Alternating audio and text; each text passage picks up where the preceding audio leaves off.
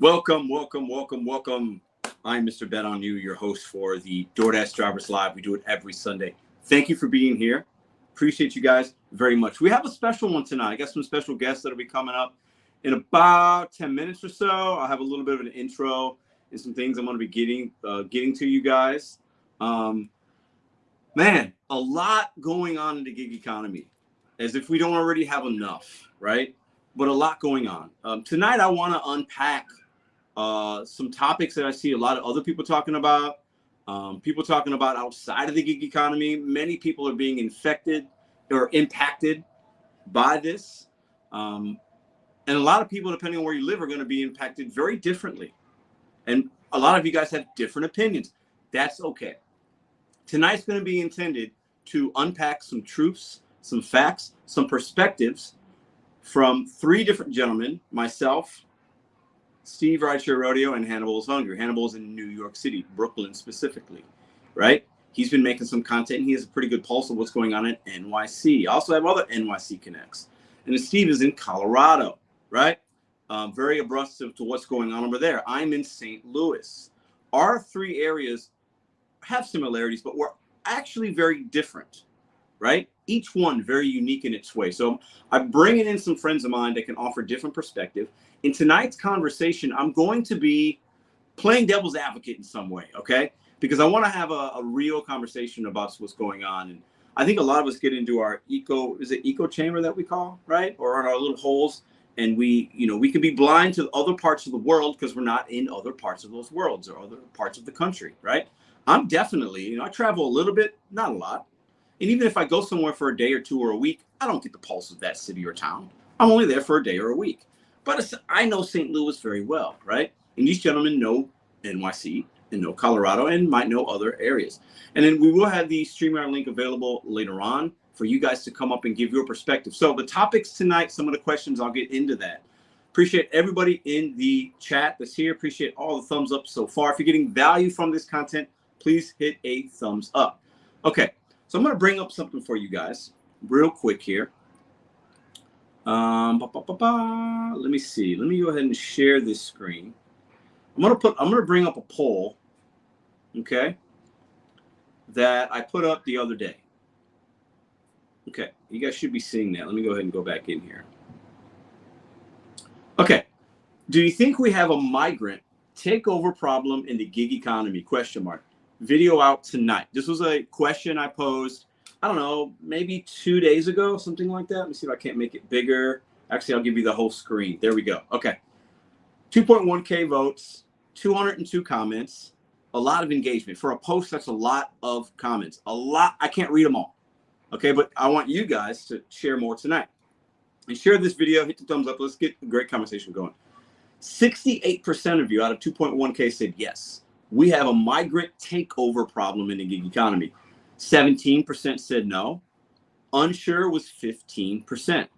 So if you're unsure, we can take some of that percent and put it into the no, some of it put into the yes. Pretty big percentage they're saying that this is a problem in the gig economy, okay?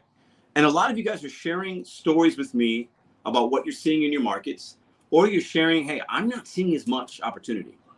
Now, we've got to remember, we're coming off January. January, historically, is the slowest month in restaurant business and the gig economy business, food delivery. It is the slowest out of all 12 in most places. Not all, but in most. I managed restaurants for a long time. January is a slow time. It starts to pick up right that week, a few days before Valentine's Day, and then it will get busy. People get their tax returns. You got Valentine's Day. And then as you get into spring, sometimes the weather can help depending on where you're at. But many of you, basically almost 80% of you saying this is a problem. And this isn't a small sample size. A couple thousand of you guys answered that poll. And then I see a lot of comments. And I'll say hi to the chat in a minute. A lot of you guys are either concerned, you see it's a problem, you're witnessing a slowdown, you're witnessing oversaturation, which we talk about, as well as other content creators.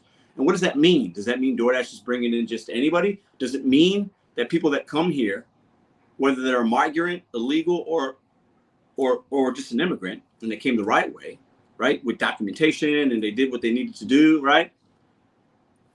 Many of us think that they're taking opportunities from us. A lot of people think that the DoorDash company, Uber, Instacart, Grubhub, most of the big players, Lyft, want migrants, immigrants, or illegal immigrants, because what they might value might be different than us. What $10 to them, in some cases, not all, is different than $10 to us.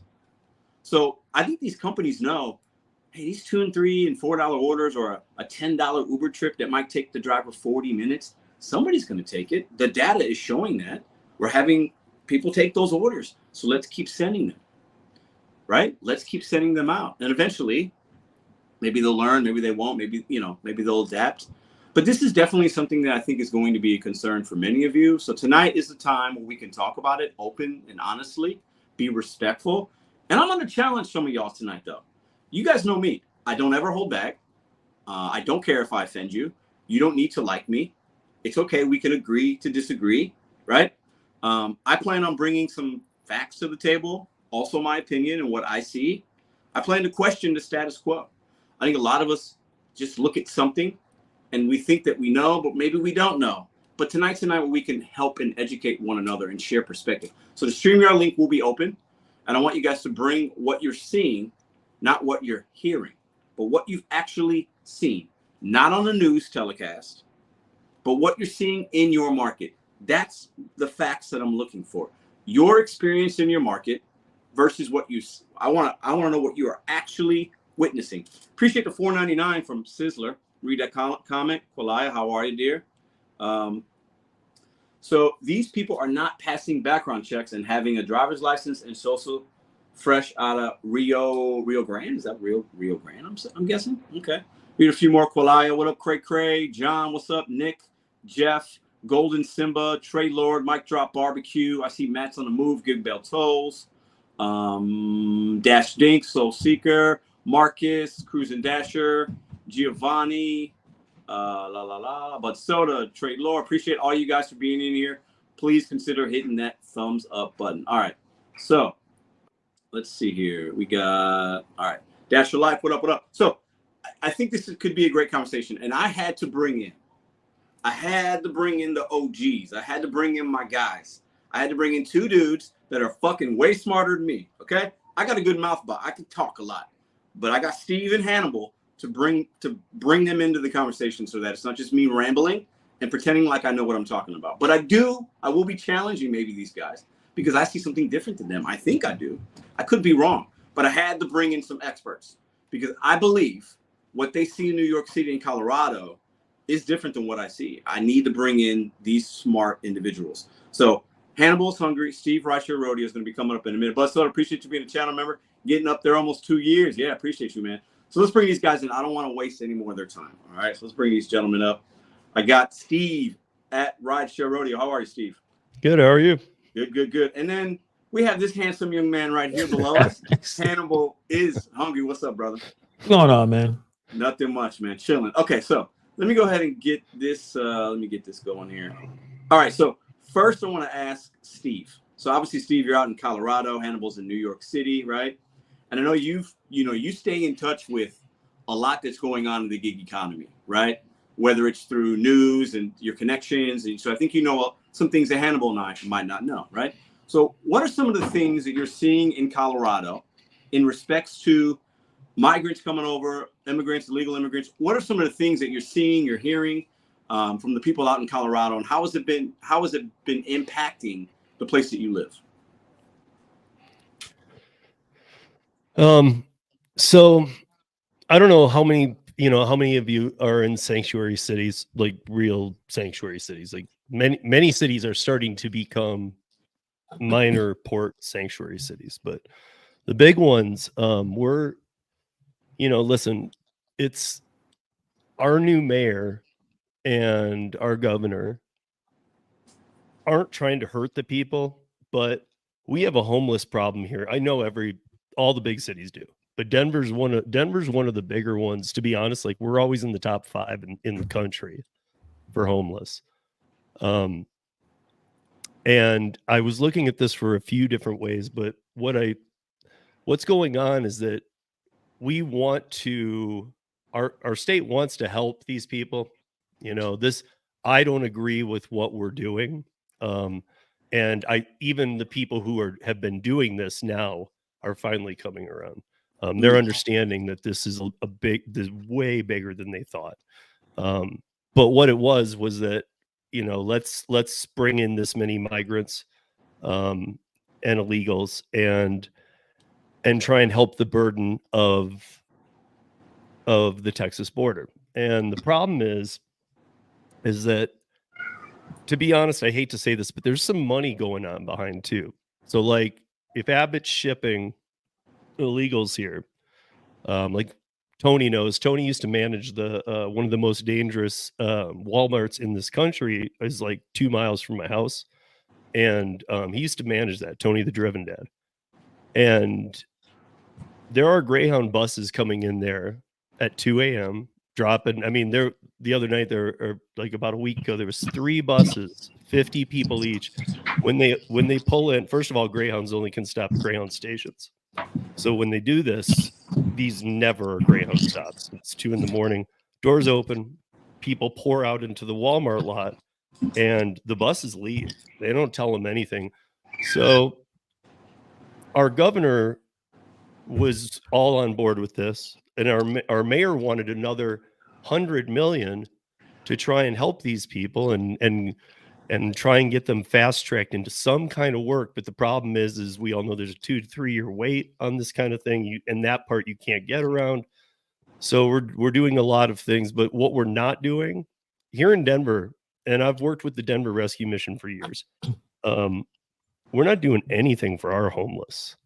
And in fact, there's encampments everywhere. Like those who live in Denver know, like up on, Peoria and North, like there's gated areas that have 150 tents, 3 to 4 people to a tent, a security guy on each side, bathrooms on each side outside of a fenced area. And they're just putting them up wherever, like in industrial areas where there's an open corner, like a street corner. To me, it's like, we're talking about inhumane conditions, but we're also like, what we're doing to our homeless is ridiculous because it varies, but you can get, and this is no joke. I mean, I'll keep it a little lighter, but you can get up $3,000 per month on a debit card and a paid for smartphone. So why, first of all, where's any money going to our homeless? Second of all, why is the average Social Security payment $1,200? So if you work your whole life in this country for 50 years, the average payment's $1,200 that you'll get Social Security, but we're giving illegals $3,300. I want to segue because I think Hannibal knows a little bit, or I think you posted, Hannibal, something about what they're doing in NYC. Can you share with us what you know about NYC and the debit card that people are getting? What do you know about that, and what's your thoughts on that before I get into some more questions? Yeah, so in the news, in New York City, they're going to launch a $53 million pilot program to give migrants prepaid credit cards to the migrant families staying in hotels. The average family is in a hotel is not getting a part of that $53 million. Right now, New York City is about 600 migrants coming in every single day. Just being, obviously bussed in from Texas. Texas is bleeding. This is a problem because of, obviously, the pandemic. Obviously, there's countries in the world that are still struggling. So people don't want to be there. They're trying to leave. The previous administration basically kept the border as secure as it possibly can. Now, the new administration, it's not as new anymore, but everyone came. 3 million people, I think, last year. You could check that number. That's too many people coming at the same time. It's historic levels of people showing up. It's not just the idea of people coming into the country looking for better opportunities. Obviously, I'm a product of migration. My mother is from Barbados. She became a citizen. All this country is. Right. But at the point of we're all dealing with pandemic issues in terms of the economy, more people coming in doesn't help the situation. And especially in New York City, where things are already extremely expensive. There's a lot of politics, tons of politics based on who you're talking to and who you're watching, who's, like I said, what Steve's saying about money going in different pockets. that could be another podcast or discussion that could take hours to talk about. But Yeah. in terms of gig work, of when many of these migrants need to make some money, what is the first thing they're going to try to do? They're going to try to probably get on these apps. May not necessarily ride share, but definitely the food deliveries, especially in New York City. All you need is a bike. Just need a bike. Get a bike, and you're able to get on. You're able to make some money. There's too many people doing the same thing. The barrier of entry is too low. They're going to work harder because they just got here and they need the money. They're going to take those offers that we're fighting against. And I know there's a strike for rideshare drivers February 14th.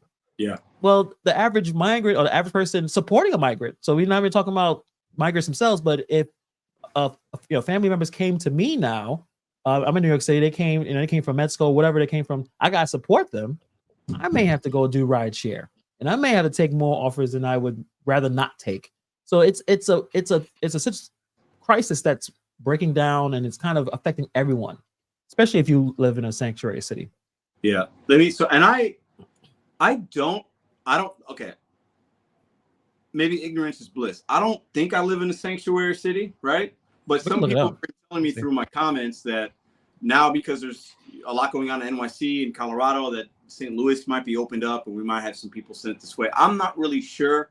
I know we had some of that in the 90s with the Bosnians came to St. Louis, and we have the biggest Bosnian population in America here in Chicago. So I don't know. I don't see it.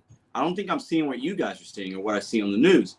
I definitely see a lot of people in my market that appear to be from other countries. I've had a lot of conversations. I can tell they're from different parts of the world. I have no idea how long they've been here. I never asked those questions. I don't see buses anywhere, but it doesn't mean it's not happening in St. Louis. I just don't see it. So it's interesting that you guys see that stuff. Obviously, our states are different as far as I think maybe some of the politics and things like that. You guys are in New York, Colorado. I'm in Missouri. So I think some of the policies and who's in power might be different. That probably has something to play, but don't want to get too political. But I definitely see some different things in you guys. But Steve, I want to ask you a question and answer, and then Hannibal. So we're just into 2024, right? Are migrants ruining the gig economy? Ruin is a strong word, right? So you could replace that with whatever word you like to. But are they impacting it in a negative way? Steve, I'll start with you first. What is your thoughts on that as we're getting into 2024? Extremely loaded question. And like Hannibal said, this is like a 4-hour talk right here, just that one. No, I don't think that the migrants are ruining the gig economy. I think that the apps are ruining the gig economy. And I'm dealing now with Mike Harubi directly and his legislation and other people's, and I'm really getting pulled deep into this stuff, and I'm seeing what's happening. And it's the same thing that we see with everything around political election years, especially for POTUS. Everybody's out for a money grab in every space possible. And right now, we seem to be like the greediest people of all time. I don't know how else to explain it. Like I don't understand why nobody is wanting to help each other. I mean, that's just, people barely even talk anymore. I mean, unless you know the people, like that's kind of, the pandemic did a lot of damage there. So I don't think that, I think the gig apps are, because the gig apps know. The other thing is, are these, it's figured between 8 and 9 million people that have crossed the border illegally. The thing is that I really wanted to say about that is that, look, some people, like, there are people who are like brain surgeons in Peru who, there's a process to get in this country, and we let everybody in, but there are people waiting legally to get in who are brain surgeons who are waiting to get a job at Johns Hopkins Hospital, and they can't get in legally. And they've been waiting for 3-4 years, and we're letting 8 million just walk across, and we're not even taking count on them, and we're shipping them to other states.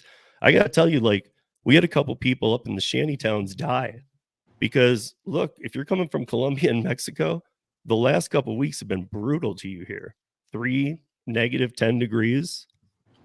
They don't Wow. see that in Mexico. Let me ask you a question before I get Hannibal's opinion on the loaded question. Is 8 million? Is 8 million? Do you feel like that's an accurate number, or could that number be too big just for clicks and views? Does that make sense? Do you think it's really 8 million? No, it does.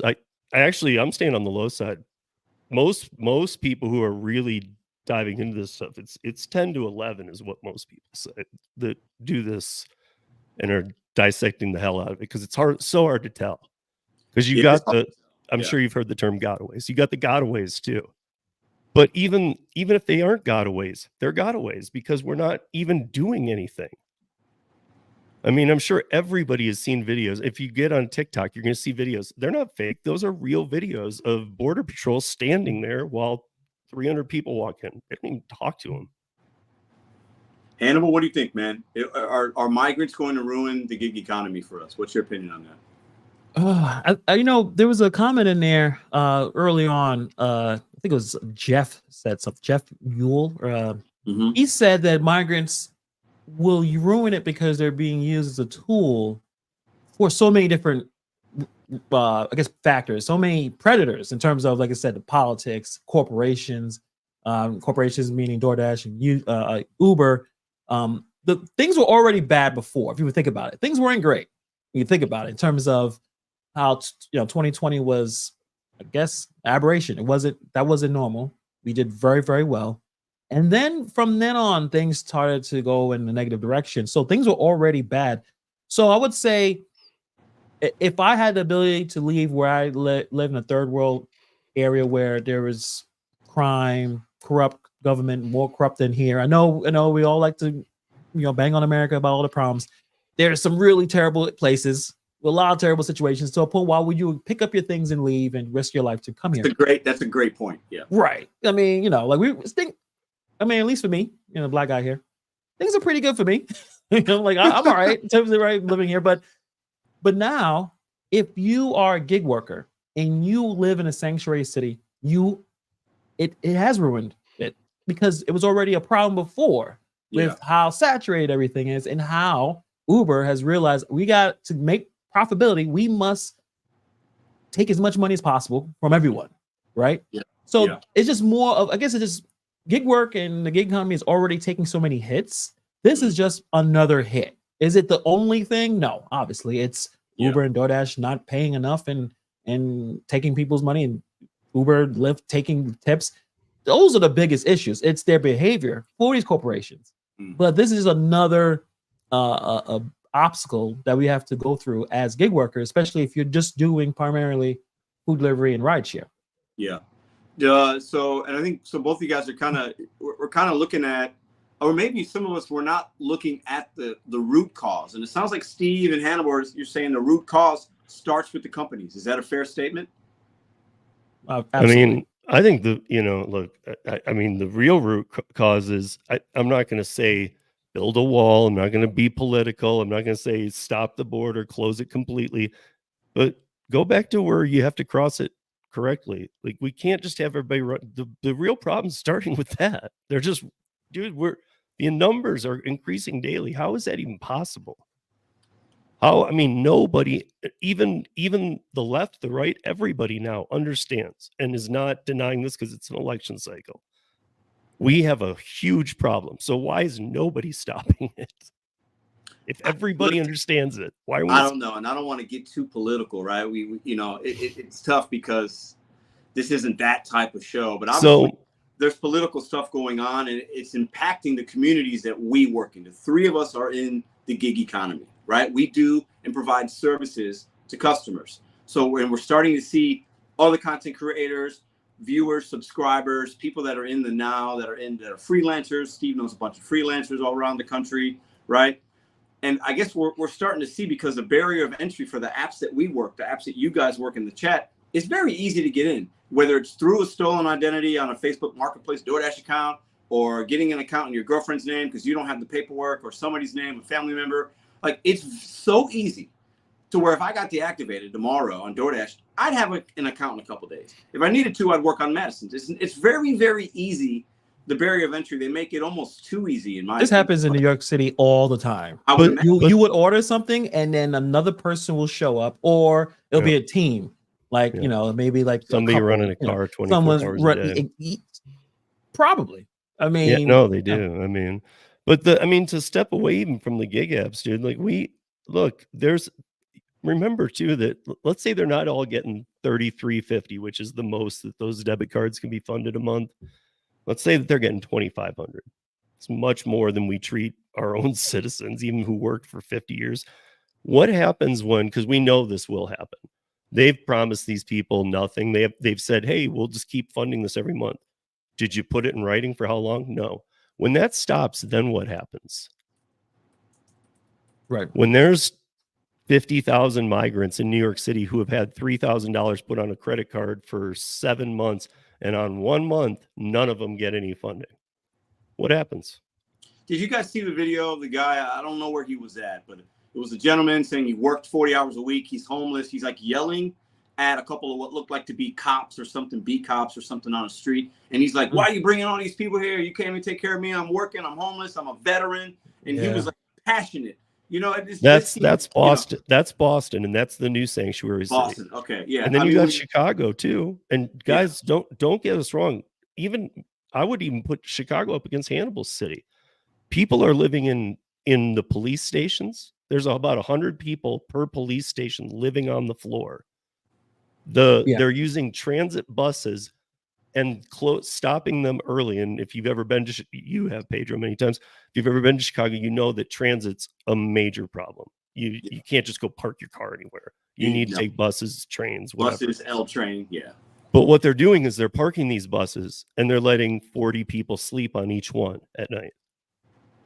We're closing schools. And even if it's short term, like we're like here in Denver, we built a brand new rec center. They just closed it.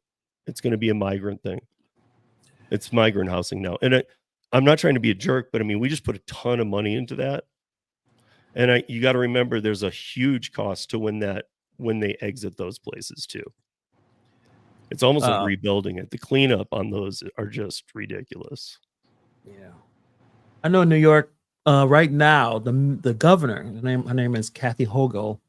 She's announcing plans she's considering granting state level work permits, and it's going to bypass, because usually migrants must wait about 180 days.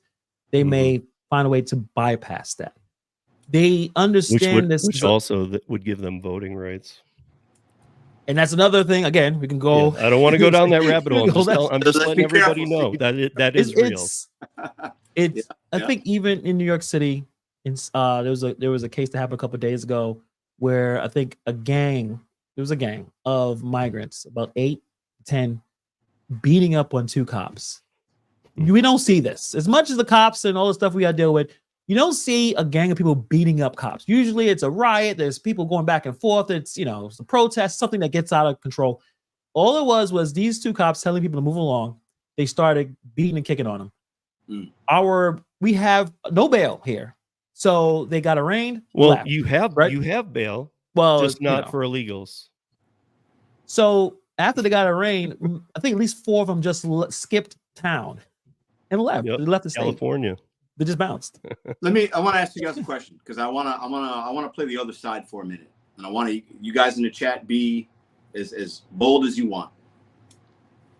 Okay, we're in 2024. We're having a struggle. We struggle. Let's keep it gig economy, and we'll go a little outside of that. The average gig economy worker, I think probably the most of us can agree on this. You guys and in the chat are struggling. The average, overall, most gig economy workers, if you're doing Uber, the main apps, food delivery, Instacart, you're probably struggling, or you start it, you don't see that it's good enough, you don't figure out how to work, and you get out of it. Right? I think that's a fair general statement. And there are few, the minority can figure it out and do it for a while. That's at least what I've seen. Yeah. So obviously, when we're already struggling and then we bring more people, it's already hard for me to get the damn fish in that pond. Now there's more fishermen, less fish, or the same amount. So now I was able to take 5 fish. Now I'm taking 2 fish home, and I still got the same amount of mouths to feed. So it's a struggle, right? But are we just in a recency bias of 2024 and coming out of COVID and all this crazy political things we got going on, things going on in the world? Are we thinking too recent? Because didn't we do this stuff in this country 50 years ago, 60 years ago, 80 years ago? Is it that much different? Or is it just that we weren't around then? You know, because I almost look at it like we probably had worse going on back in the day. I could be wrong. But isn't that what it is about? Dude, like Ellis I can't go walk into Canada. I can't go walk into Mexico. Anybody from Mexico can walk right into here. But isn't that what America was founded on? Am I missing? Except for there's a system. Nobody's used this. The system isn't even broke anymore. It's not like, hey, this housing unit at the border's overpopulated. It's the National Guard is now, I mean, kicked out the Border Patrol, and that's happening in just one of the states. But I mean, there's no more ICE housing. And if you guys remember, what it was pretty non-humane too, anyway, when it was happening. Those like Nassau blankets and 2,000 people sleeping in a basketball court size room. I mean, it was pretty bad. But there is a system to coming over. And that system has always worked. Like even if that many people come in herds, they have to wait while the people who are getting processed, because everybody has to get processed so that they have a date. Most illegals who are really not coming here for the right reason, this is all through time, they're never going to go to their court date. They're just going to bounce. Right. And we've had that before. But we still need to have a record of who's in here. I mean, we know, look, there's a you guys can go to on the Fed's website right now. There's a terror cell watch list, animals on it. Denver's on it. The big sanctuary cities are on it, because we know that, like, here we took like it, and it's weird too how they ship people. Like here we have a lot of Venezuela, a lot. Other places are getting more of this or that or the other. I can also tell you that I've traveled around South and Central America. There are some places that are horrible, but there are some places that I don't know literally what they're. I know it's not great there, but I don't know what they're coming here for, because they don't know how to work this system. They don't speak English, and this country's in not good shape. So, but if I could, Pedro, I really did want to answer the 2024, will it be the worst year? Because I think I have a answer that, and I'll play it into the next question too. What as gig workers can we do to continue earning? So I was thinking about this, and I mean, there's a lot of things, but first of all, if DoorDash, I mean, you say this all the time, Pedro, you pivot, do all that kind of stuff. But if DoorDash isn't working for you, move on, do something else. And what I will tell you is, nobody knows how the independent contractor rule change, which got, it's now on tomorrow's agenda to be 30 days out. So will it affect us? I don't know. But like, let's say we know it affects independent contractors, independent trucker contractors, self-owned truck rigs. That's about 50 to 60% of the truckers in this country. So when we think we had if you guys remember the toilet paper and all that stuff and the supply chain, if you think that was bad, wait till 50% of the truckers can't work, and they already have them targeted. They're already targeted. And in fact, a lot of those truckers have just parked their trucks because the pays aren't that great anymore.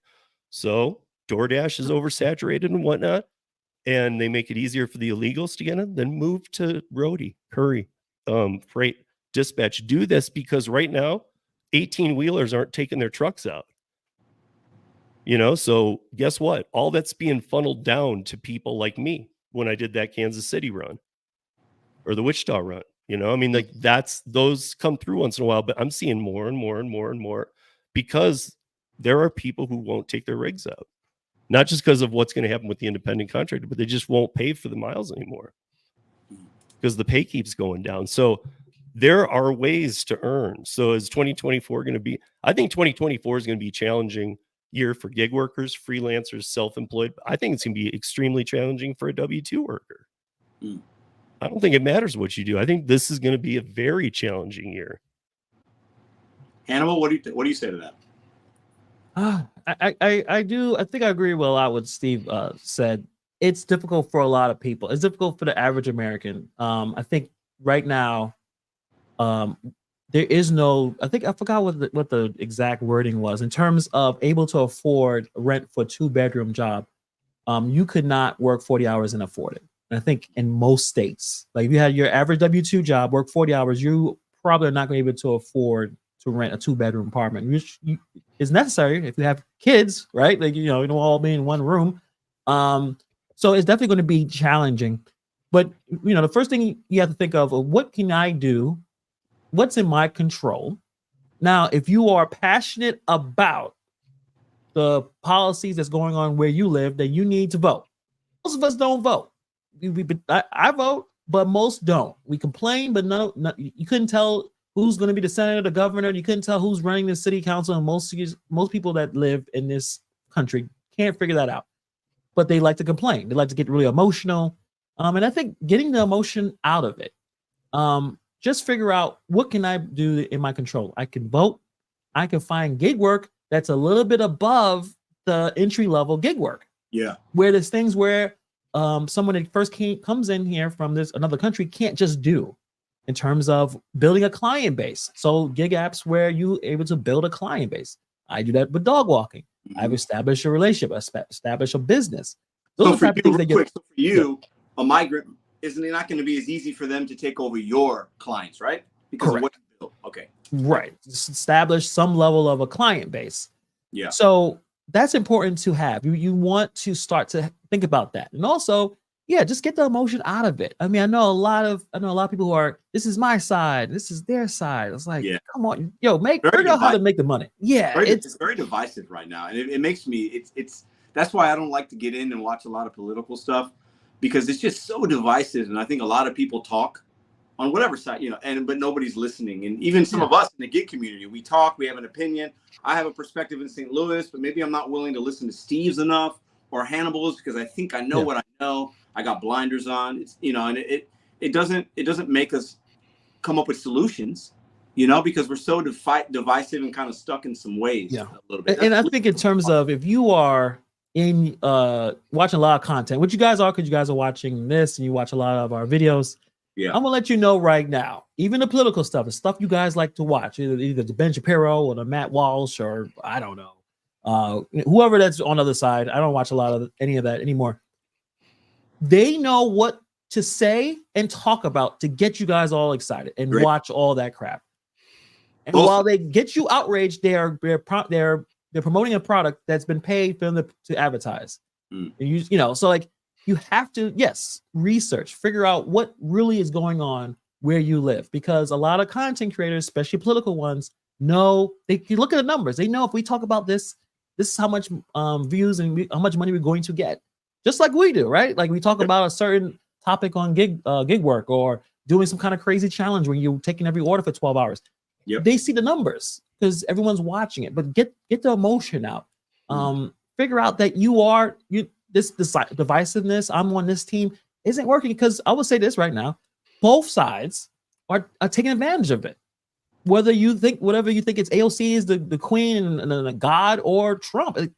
Stop worshiping these politicians. Stop worshiping. It kills me. But I don't think that's going to stop, because it's copium. You cope by complaining about, well, it's just that this is happening and this is happening. It's like, what are you doing to fix your situation? That's a really good point, and I'll give it to Steve here in a second. But I think I just want to piggyback on that a little bit. I think it's really easy to come into a community. The three of us have communities. They're similar, and then Hannibal has a separate one, and Steve has a great podcast, a whole nother group of community of people, right? So it's easy to go into a community where people can understand you, and you could share ideas, talk about great things. But most of the time, a lot of the times we share a common experience that's negative. So we want to go to a community to complain about the negative on what we're seeing, or complain about an individual, a politician, a gig app CEO, people in our marketplace that don't speak English. I see a lot of comments right now. You guys are going in on it. You should speak American. You should speak English. I'm not going to get into that, right? But there's a lot of that. We get together and complain about things we can't control. But to piggyback on Hannibal, I don't see enough of us coming up with solutions. I don't see any of us trying to run for your alderman seat, or do this or do that, or come up with your own app. You know, so I would challenge you guys out there. We're talking about migrants, illegals, or illegal immigrants coming in and taking some of your pie, right? Well, do you need to maybe make another pie? Do you need to bake something different? Do you need to shift and adapt? Because we can sit here, I can sit here and complain all day. I can get Petty Pedro. I could put the hood on. You guys will fucking love that shit. You guys eat that shit up. But at the end of the day, that doesn't do anything but make maybe Steve laugh and Hannibal chuckle at me because I'm a clown. Like, I get it, guys. But at the end of the day, you guys have to, and I'm talking to 434 of you guys have to figure it out for you. I've always been very consistent with that. Like, I can control more for myself than anybody else can do for me. And that's why, and I could be very ignorant. I might say something different in 6 months if another 20 million people come here and I can't make $50 in St. Louis. Could that happen? Sure, it's possible. I don't know. But I'm not worried because I'm going to figure it out. So I think we have to come up with the solutions. If we got 8 million, 15 million, we got this, we got that. Like, what's the next step? I'm going to kick it to Steve. Like, what are some of the things we could be doing? What are some of the things you'd like to see Colorado do? Hannibal, New York? Like, what can we do, if anything? Yeah. I mean, look, the time of writing congressmen and stuff, you can still do that. driverrights.org. You can do it at newjobsamerica.com. Both those are great databases that are being built. But at this point, I can at least say this. There are some very, very, very, very powerful, awesome people working for us. Like, I talk to them every day. They're not on YouTube. Pedro and Hannibal know the people I'm talking about. And literally most of them are working for free at this point too. Yeah. There's lawyers, there's legal foundations that I've been speaking. There are so many people working, and that does make me happy because these are the powerful people. These are the people that we need to, like, I did a podcast with John Lopez, and he was talking about a previous podcast that he had done. And he said, the podcaster asked him at the end, hey, do you think that we changed the world here today? And he said, no, but I hope that the people who can change it heard us today.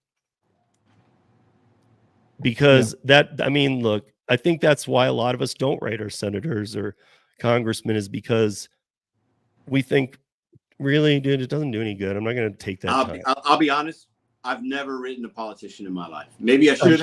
But here's the thing I wanted to say to you too, Pedro. Like, at the same time, we got something to celebrate here because, guys, don't forget, I wanted to actually bring this up tonight anyway.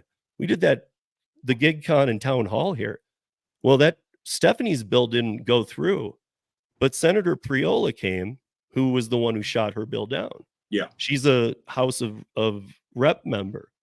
And now Stephanie, and this happened after the town hall, Stephanie and Senator Priola have rewritten the bill, taken a few things out, and he's the lead sponsor of it. We actually, whether you guys want to know it or not, because honestly, a lot of you in the chat helped with this. You watched prior GigCons. You support our channels. You've been watching this content. You've been commenting. You've been giving us good information to ask people. And I know that some people took it like, well, what did that really accomplish? I don't think we knew when it was over. But now we can actually look and see that there was a difference made. Did it get exactly what was supposed to happen that Stephanie wanted? No, but Senator Priola's arguments for the couple of things that he didn't do they make sense. Let's check into him first. But at least he's proceeding with the rest. So my point is, we took a room full of gig workers and changed a senator's mind. And we didn't have to twist him or like hypnotize him. He just didn't understand. Right. Great point. I think a lot of people would say that's a win, right? And sometimes it is a win. That's why I was trying to think of how to even say Pedro, all the trade, and Gary, everybody that was involved, all you people in the chat, because I really don't think I could compile the list, because anybody who paid attention at all, even to it, or got involved in it, you all helped us get there. Yeah. And that's what I was going to say in terms of everyone should check out Rideshare Rodeo's channel. I think the issue is a lot of the real groundwork of trying to make change is stuff that's, for us, me and Pedro, we have ADHD, can't pay attention, and it's a lot of words and stuff. But It's the real work of trying to make things change. And instead of we can just complain to each other, go back and forth, or really push it. And another thing too, it may not be for everybody. I've asked Pedro like a long time ago, like, should you be more of an activist? Because a lot of people want you to do all that other stuff. They want you to push and talk to knock on Tony Shu's door. And Pedro's like, that's not me. That's not my lane. There's lanes for everybody. I think if you really want to make the change, then you have to put in that effort.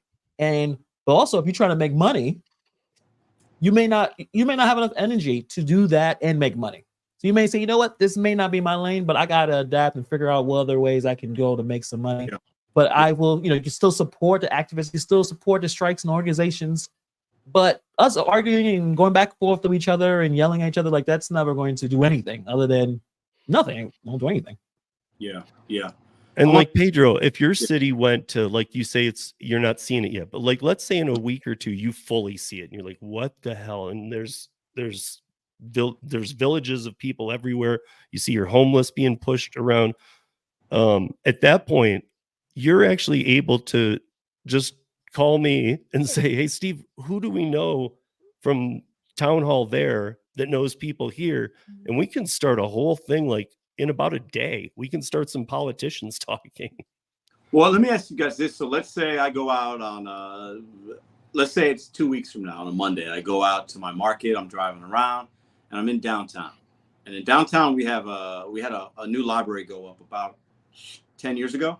And across the street from the new library was a place called the Larry Rice House or something like that. There's some people from St. Louis in the chat that will know what I'm talking about. And there's a place at home, the homeless, and that place had to be taken down. Not taken down, it's still there, but they didn't want the homeless living there. And then the homeless were scattered around, Anyways, I say that because if in a couple of weeks I start seeing buses of people and they're busted and dropped off, and then the next day the buses are gone and I see people all over the streets, I don't know how I would react.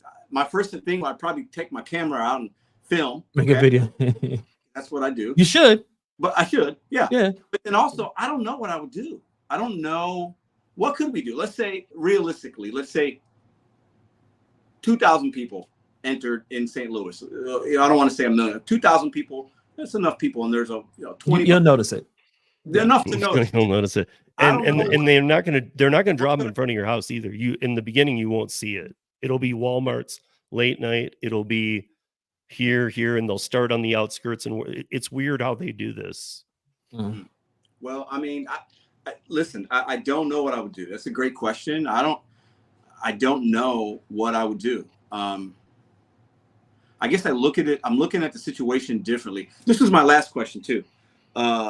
Is there a real problem? And obviously you guys are seeing it, the chat, I don't see it in St. Louis, but I'm not stupid enough to see that it's not happening in other places, right? So I want to be very clear with that. Right. Because there's been some videos made this week where people said, Pedro doesn't see the real problem. I referenced St. Louis. I don't see it in St. Louis.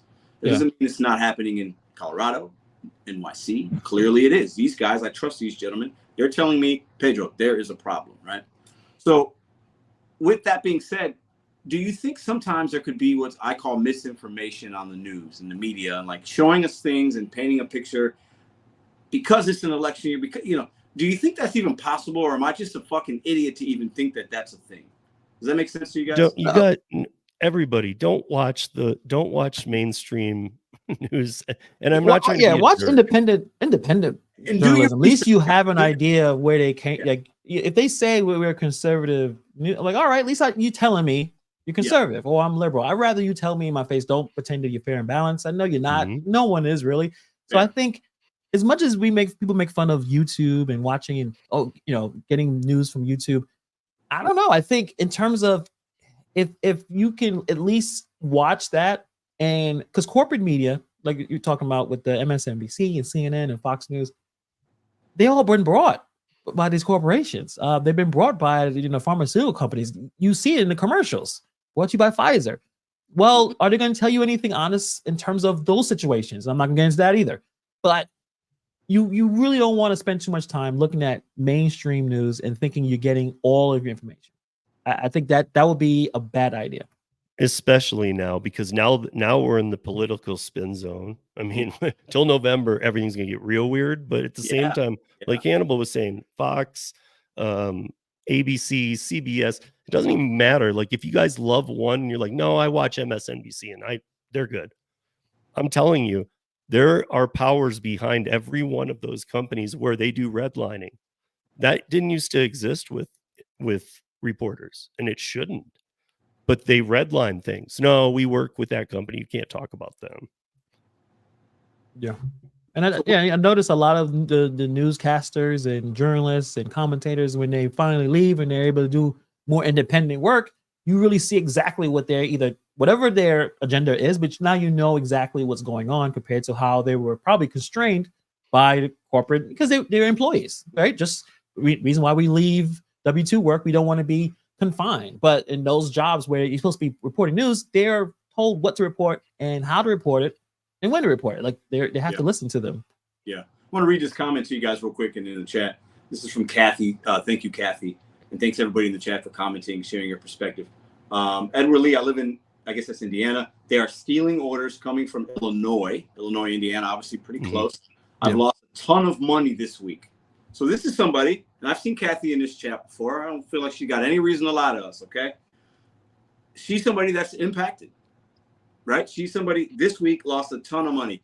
Who knows what a ton is? That she doesn't have to tell us, but a ton means enough, right?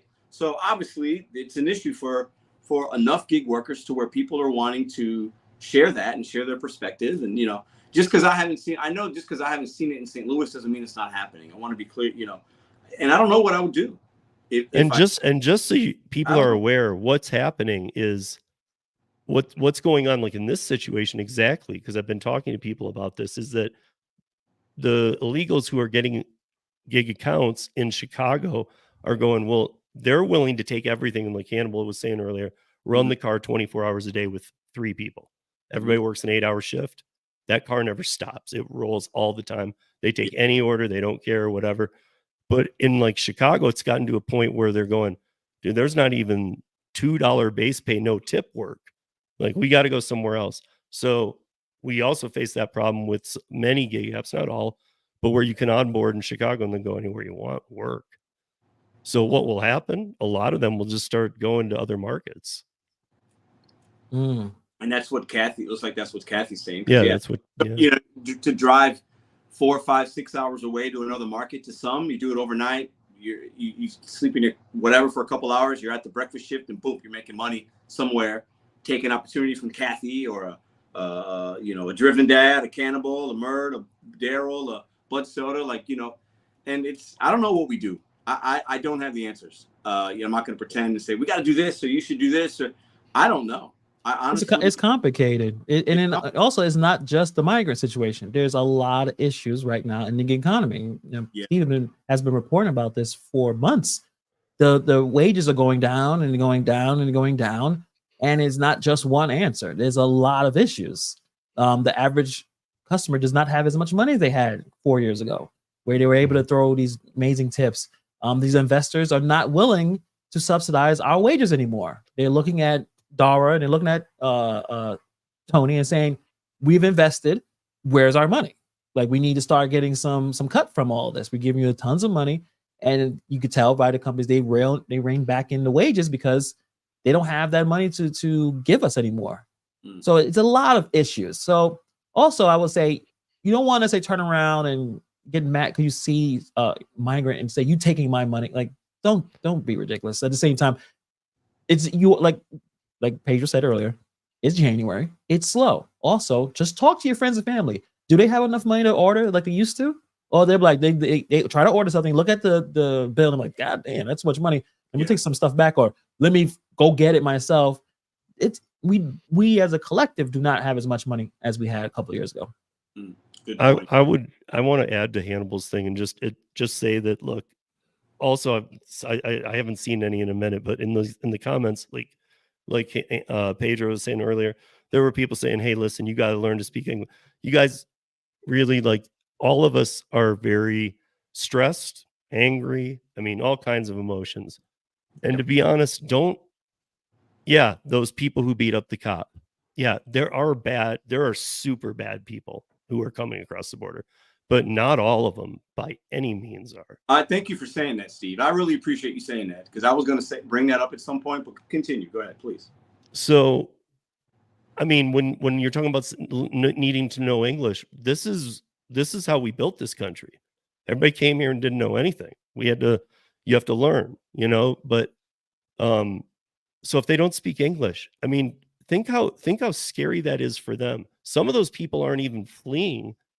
They're being sold by cartels to do things. And if they don't, and I think we've all heard these stories, obviously there's truth to this. It's just to what degree do you want to go down the rabbit hole?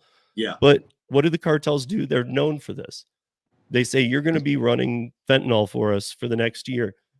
Why wouldn't you just say no? What they do is say, we'll kill every family member you have. That's scary. I want to talk to the love handle says 90% are bad. The love handles, I would totally see. I would say we're letting in 90% too many. They're not bad. Right. There's too many people. It's just too many people. We don't have the resources. Yeah. You don't have to cast aspersions and call them all bad or 90% are bad. That's not even the point. And I don't know if he's just trolling or something, but the point is there's too many coming in that we can't take care of them. That's really the point of all this. And we are being pulled by political means, corporate means, compassion.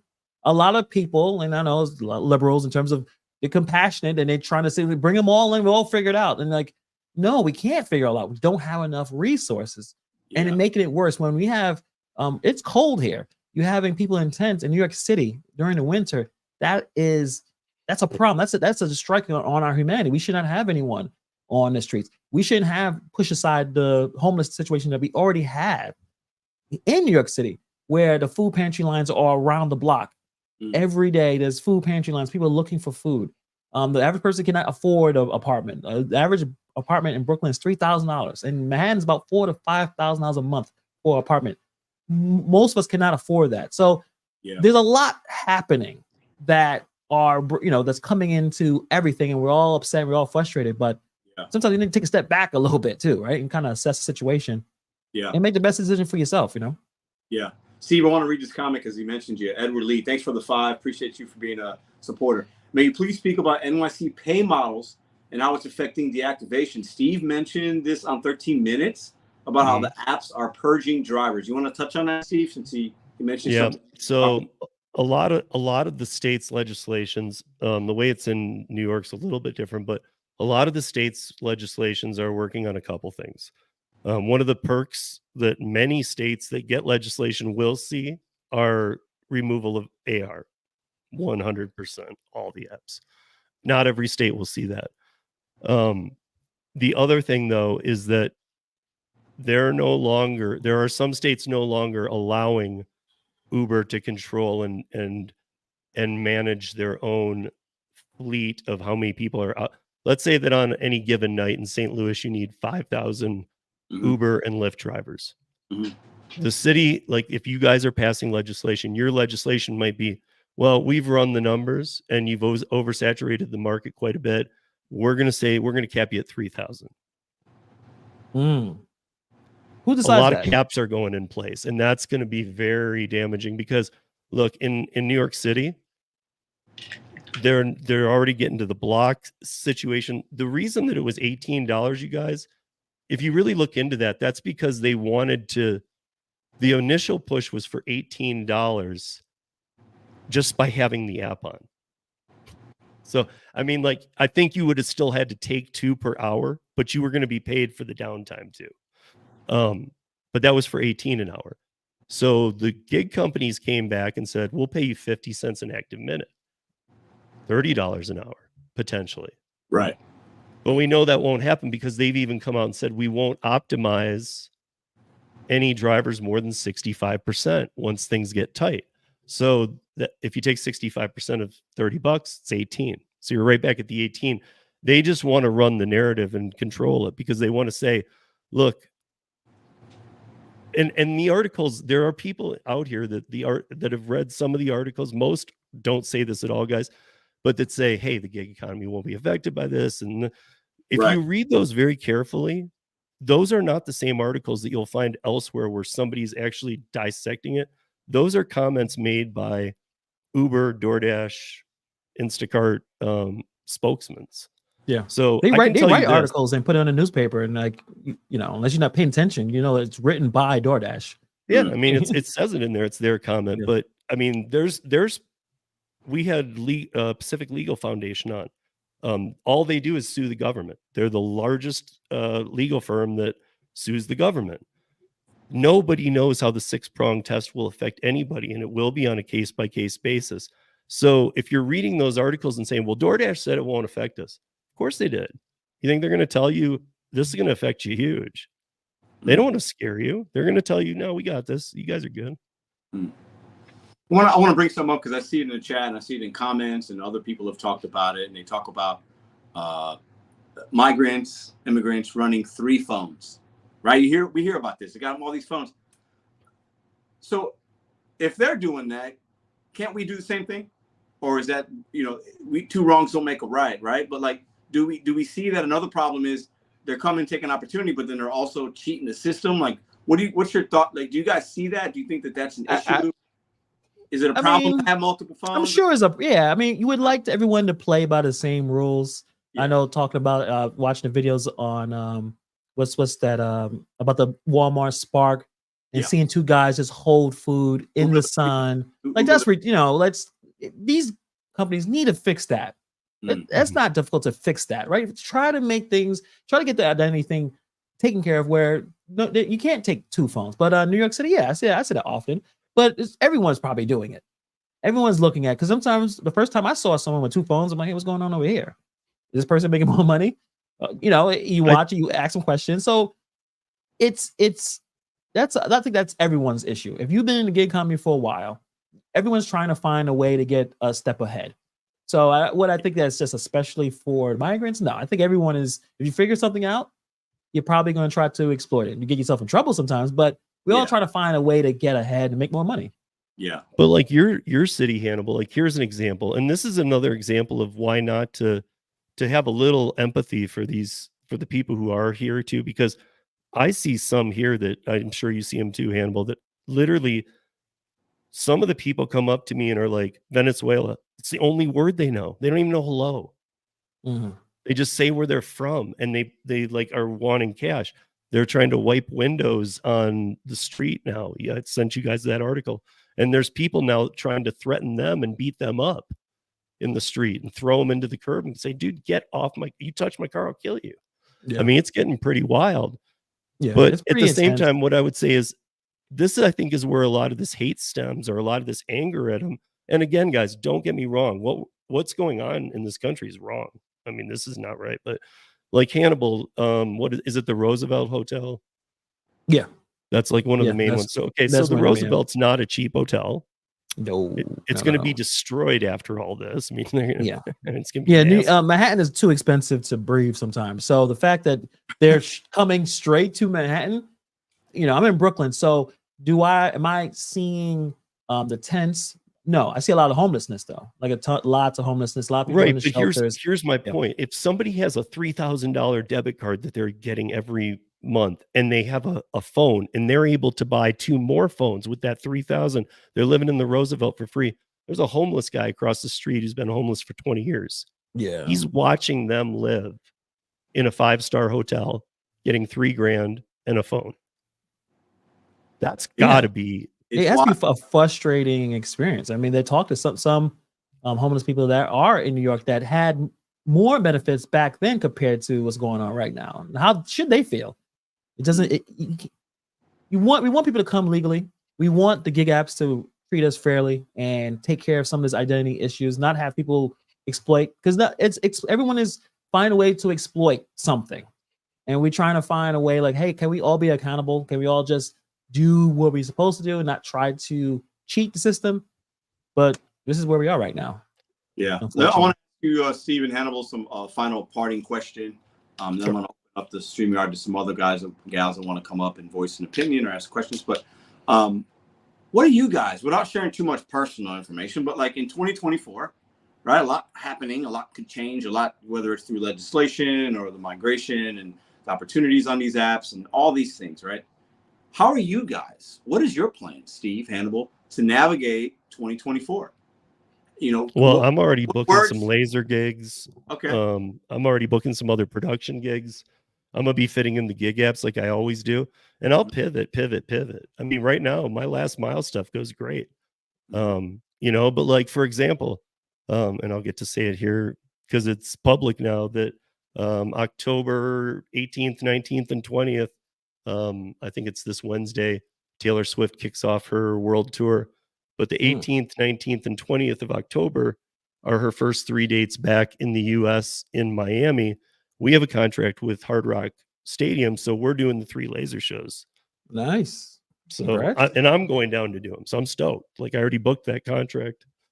So what I just heard is you're going to send Hannibal and I out to meet you. Yeah, I was gonna immediately yell out, I'm going to go to Miami. That's what I heard. That's all I heard. That's awesome. But I mean, for me, I'm just, I feel like a lot of people don't give themselves enough credit.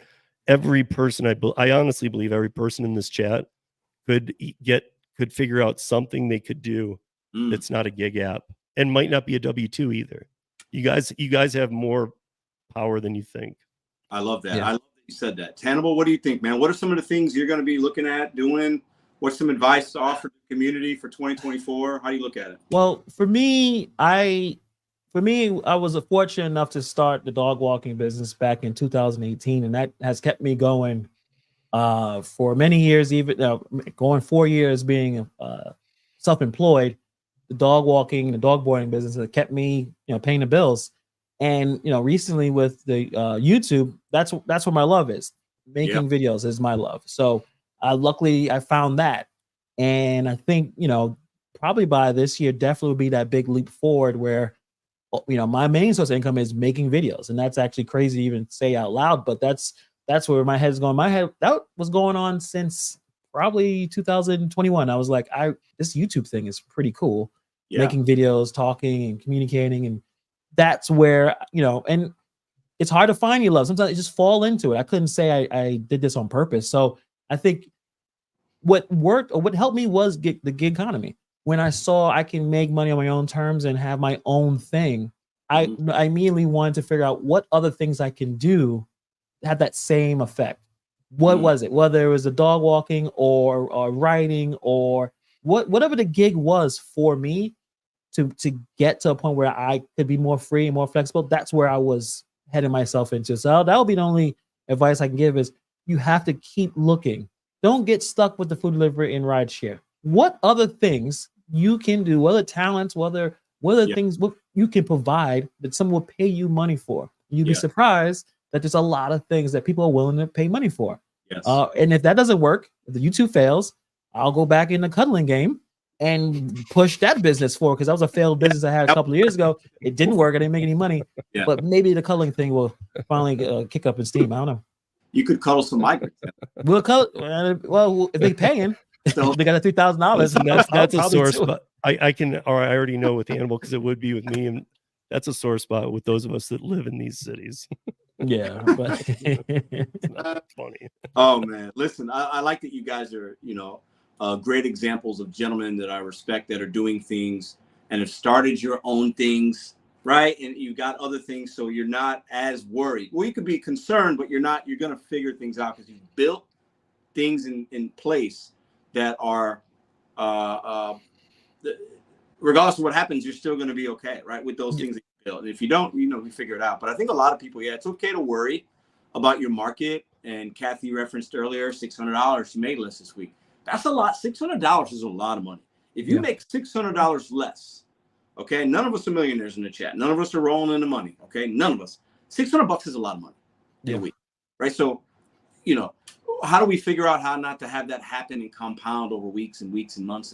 Because then that's a big issue. But I respect you guys for the things that you're saying here and doing. And, I don't see it in St. Louis. I got to say that still. My experience is different than you guys, but I'm not stupid to know that it's not happening out there. And if it happens in St. Louis and things happen, I'm definitely going to report on it, give an opinion. I don't know what I will do. But like these guys, I'll always pivot and change and try to adapt. And, I think a lot of us that do this food delivery, rideshare, we get stuck in it. Some of us become very addicted to it. You can become comfortable. It's routine. You're independent, but you're kind of like a W-2 because you're still working a crazy amount of hours. You're working when it's busy. So you have a self-schedule, as I call it.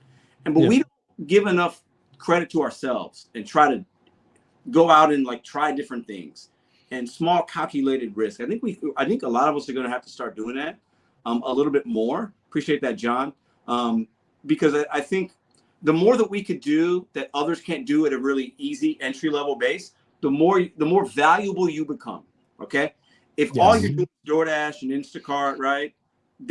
You're not very valuable to the gig apps. But if you could fold in a successful YouTube channel like Hannibal has, obviously Steve has a podcast, maybe it's a small business, maybe it's a completely different app. Maybe you go to the catering apps because the barrier of entry is not as easy on like a Para app or Deliver That. There's things you have to go through, right? So I would challenge you guys to figure out other ways. Okay. The world's not coming to an end. The gig apps aren't going anywhere, but you're going to have to change and adapt, right? Yeah, they're going to change, but they're not going anywhere because the global gig app economy, just to put you guys at ease, is tripling in the next 3 years. There's no way, and we all know this, that there's no way America sits back and says we're not going to participate in that while the whole world does. It's not going to happen. No. It's just that's why this rule change is weird. We're at a redefining point in this country about labor laws. Those FLSA laws are very dated. I mean, some of that stuff is like, it's like reading like tort law. It doesn't even make sense. It's like this is, what do you mean 4 rabbits gets me out of jail? Or it's like, it's just so old and written. It's like, dude, we need to, because now there's a technology sector and we never defined it, but we need to let people work how they want. 40% of the American workforce is independent contractors. So yeah, you can't, I've challenged everybody. So if you're gonna try and kill off 40% of the workforce, where are these jobs gonna come from? Yeah, that are gonna replace those 40%. I don't know. I might be in Hannibal's shoes, having to start to cuddle that back up or start it. I might in St. Louis. Maybe let's do it. I do got long hair. Some people like that. I don't know. We'll figure it out, buddy. Yeah, guys. Look. One opportunity I saw recently, and it's not in every city, but if you have any, it says 5, but I think you can get by with 2. If you have any elder, younger family care history at all, even babysitting kind of can qualify you. Hop Skip Drive is hiring in a lot of cities for $50 an hour.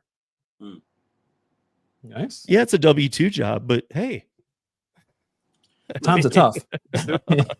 W-2 guys. I think sometimes and $50 an hour is that's not a joke. I don't make $50 an hour in the gig economy, so yeah, it's good money. We got to be willing to swallow that pride sometimes. You got to take care of what you got to take care of, and I think some of us we like, we don't really even know what we're making, and it's like I'm doing okay, and at the end of the month it's like, oh shit, I worked 60 hours a week, I can't pay my light bill. Like that's a problem, right? Like, so we have to be willing to figure out, how do I not feel like that next month, But gentlemen, thank you. I'm going to open up the lines. I appreciate you guys for sharing some time with me tonight, very, very much, and sharing your perspective out in Colorado and NYC. Guys in the chat, go check out Rideshare Rodeo's channel. He does 13 minutes of news every Saturday, right, Steve? Mm-hmm. That's the one you definitely want. If you don't watch anything, watch that one. He's got the podcast, The Roundtable, on Thursday. And then Hannibal is in a whole nother lane. But listen, you need to go check out Hannibal's. His videos. I talk about things going on over but there. He's slowly drifting into political. So watch. It's gonna matter here, guys. Even for the gig economy people. So you will want to watch. So. Hannibal is doing big things. Before you know it, he's gonna have like producers on his show. He's gonna be living in a mansion. Like he's killing. I think he's gonna have to have lawyers first because he's already getting videos pulled down. So are other people, and it's political season. You're gonna need some lawyers, Hannibal. You're right, man. Gentlemen, thank you very much. I appreciate you guys. Thank you. Thanks for having us, man. Always, bro. Thank you. All right, so I'm going to open up the lines. Thank you, Steve. Thank you, Hannibal. Definitely go check their channels out. I know many of you that are here, you know who these guys are already. But if you're new and you're just coming in, definitely go check out their channels. If you like what you see, subscribe, watch some videos. Let's open up the StreamYard link. because I know a lot of you guys are very passionate about this subject. You have maybe a different perspective. Some of y'all want to come at me. You say, Pedro, you have no idea what you're talking about. Maybe educate me. I got 2 ears and 1 mouth. I can listen very well. So I'm going to open up the StreamYard for you guys. Just give me a second while I do that. And if you haven't hit the thumbs up, hit that damn thumbs up. It's a way to support the channel. Okay. Let me go ahead and put this in here. All right. All right, let's see. Boom, boom. There we go. And then I'm going to pin this in just 1 second. And I'm looking for perspective. Stay on topic. The topic tonight, I'll say it again for everybody that's just coming in. So if you got something else you want to talk about, this live's not for you. Let's stay on topic. All right. So let me go ahead and pin this if I can. Let me see something here. All right. Okay, let's see.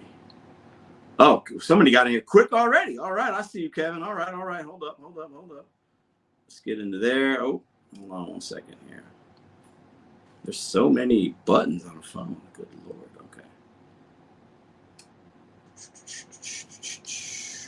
Okay, hopefully I can still find it. There it is. Let's pin that comment. And while let's do replace pin comment, hit the thumbs up. I'm going to take a small 2-minute bathroom break, but I'm going to give you guys a little bit of music. Let me see if I can't find a little music here. Let me see something here. I think I might be able to give y'all some. Let me see if it shows up. Actually, we can watch a video.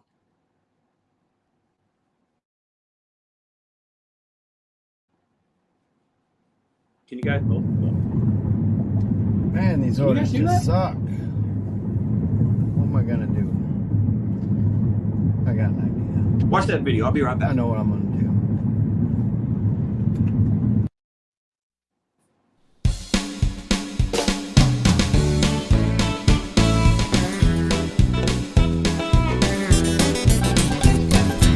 Been here feel neglected, I'm dashing but it's hectic. Need more money and I know just what to do. I listen to all my favorite tubers at Grubhub and Uber. Multi-apping makes more money, it's true. Now I must admit I'm so much happier working for me. Accept decline, that decision's mine, and man that feels so free. May not know where I'm going or what this order may be, but I must admit I'm so much happier working for me. Now nothing quite affects me like the no tips that I can't see. Come on, par, I hope you win the fight. 'Cause DoorDash is so shady, and I'd like to know that they paid me for all the work that I've done tonight. Still I must admit I'm so much happier working for me. When times are hard, I just jump the car and make that sweet money. May not know where I'm going or what this order may be, but I must admit I'm so much happier working for me.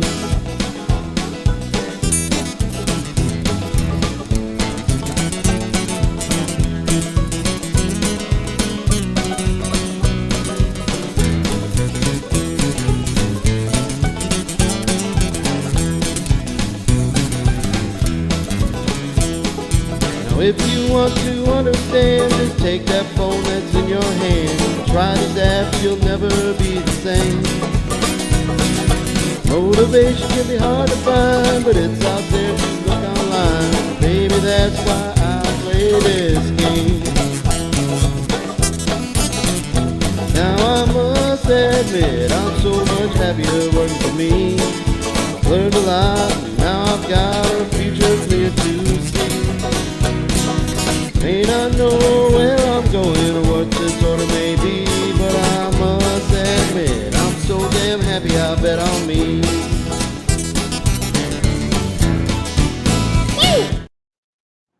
That's my man right there. Hold up. Let's remove that.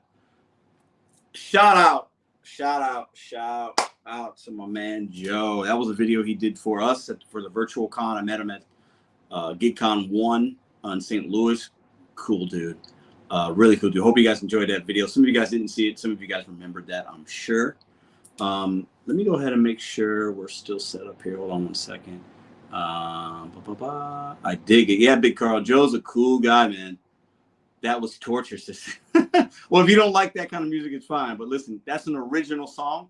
So unless you can do better, if you can do better, send me something. All right. John, it looks like it'll be the end of March, that last weekend in March, I believe. Yeah, that's when we should be out there. So, all right. I see some people waiting. This is what I'm asking. I want you guys to stay on topics. If you can't, you can dismiss yourself. I'm looking for your perspective on the topics. I'll run over those topics again and what you're seeing in your market, not what you're seeing on the news, not what you think you might know, what you know from your personal experience. I want to hear a testimonial of the good or the bad of what we got going on here tonight. Okay, so the topics at hand. Let me read them again for you guys, what we went over. Are migrants ruining the gig economy? Will 2024 be the worst year we have seen? What can we do as gig workers to continue to make money? So if you have a solution or something that you're implementing, you could talk about that. And is there a real problem, or were we just misinformed? So we're talking about migrants, immigrants, illegal immigrants, taking away opportunities from you in your marketplace.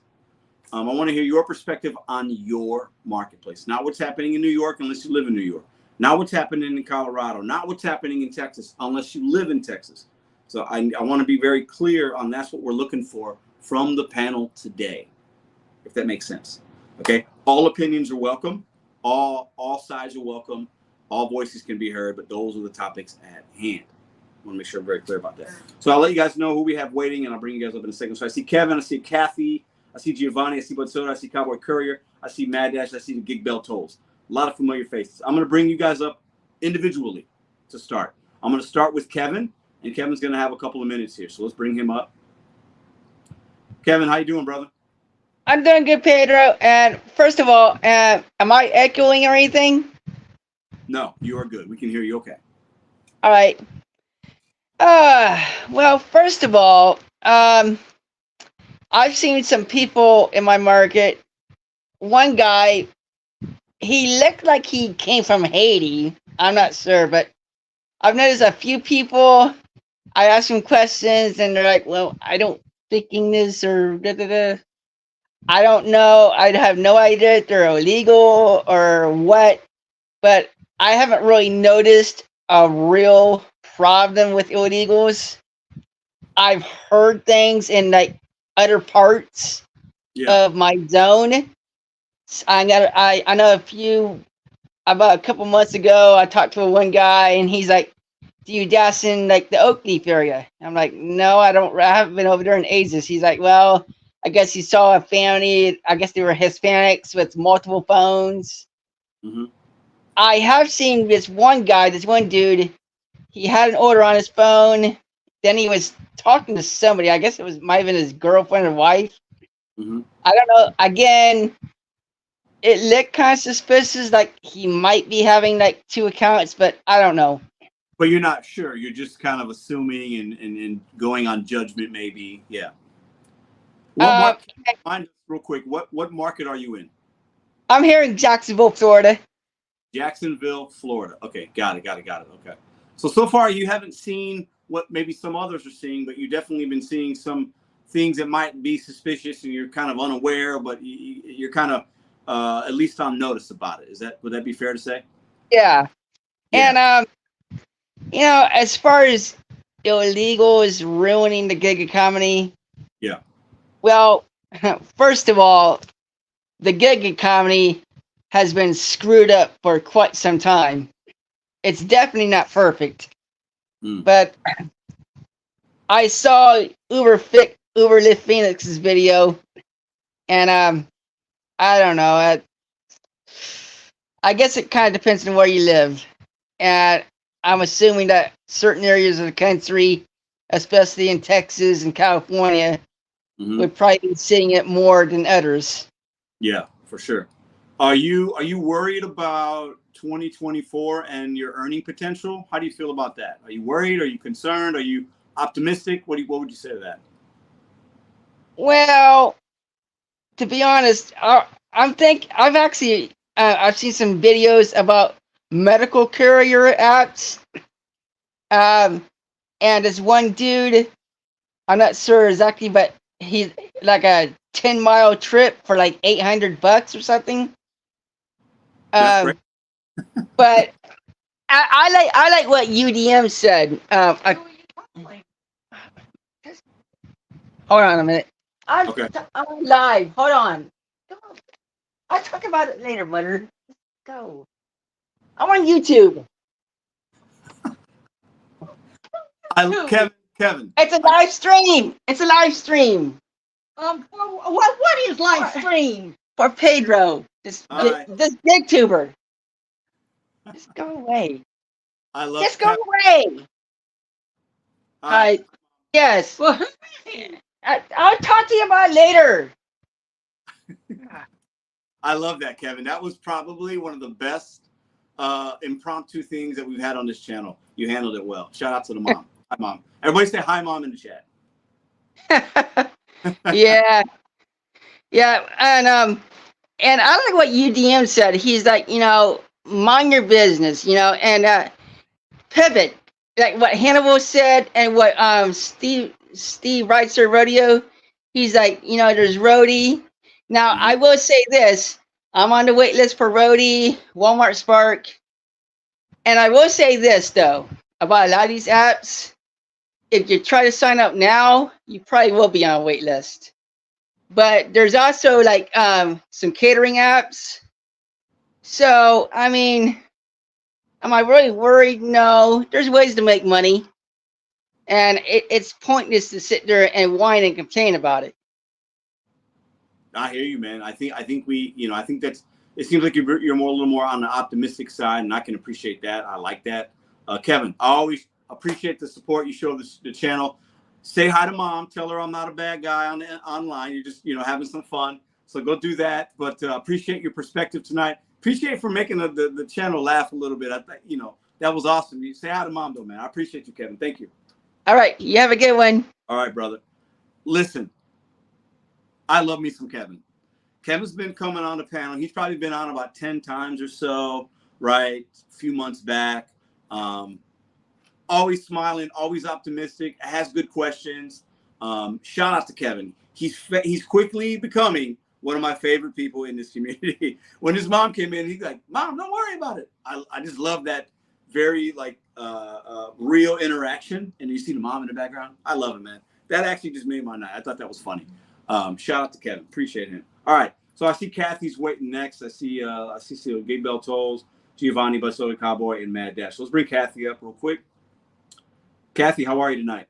Oh, I'm so glad you're having me on, Pedro. Thank you. You're welcome. Let's talk about it. I sent you a text and an email last week. I don't know. I know you're a very busy man, but I've got so much to talk about. So much.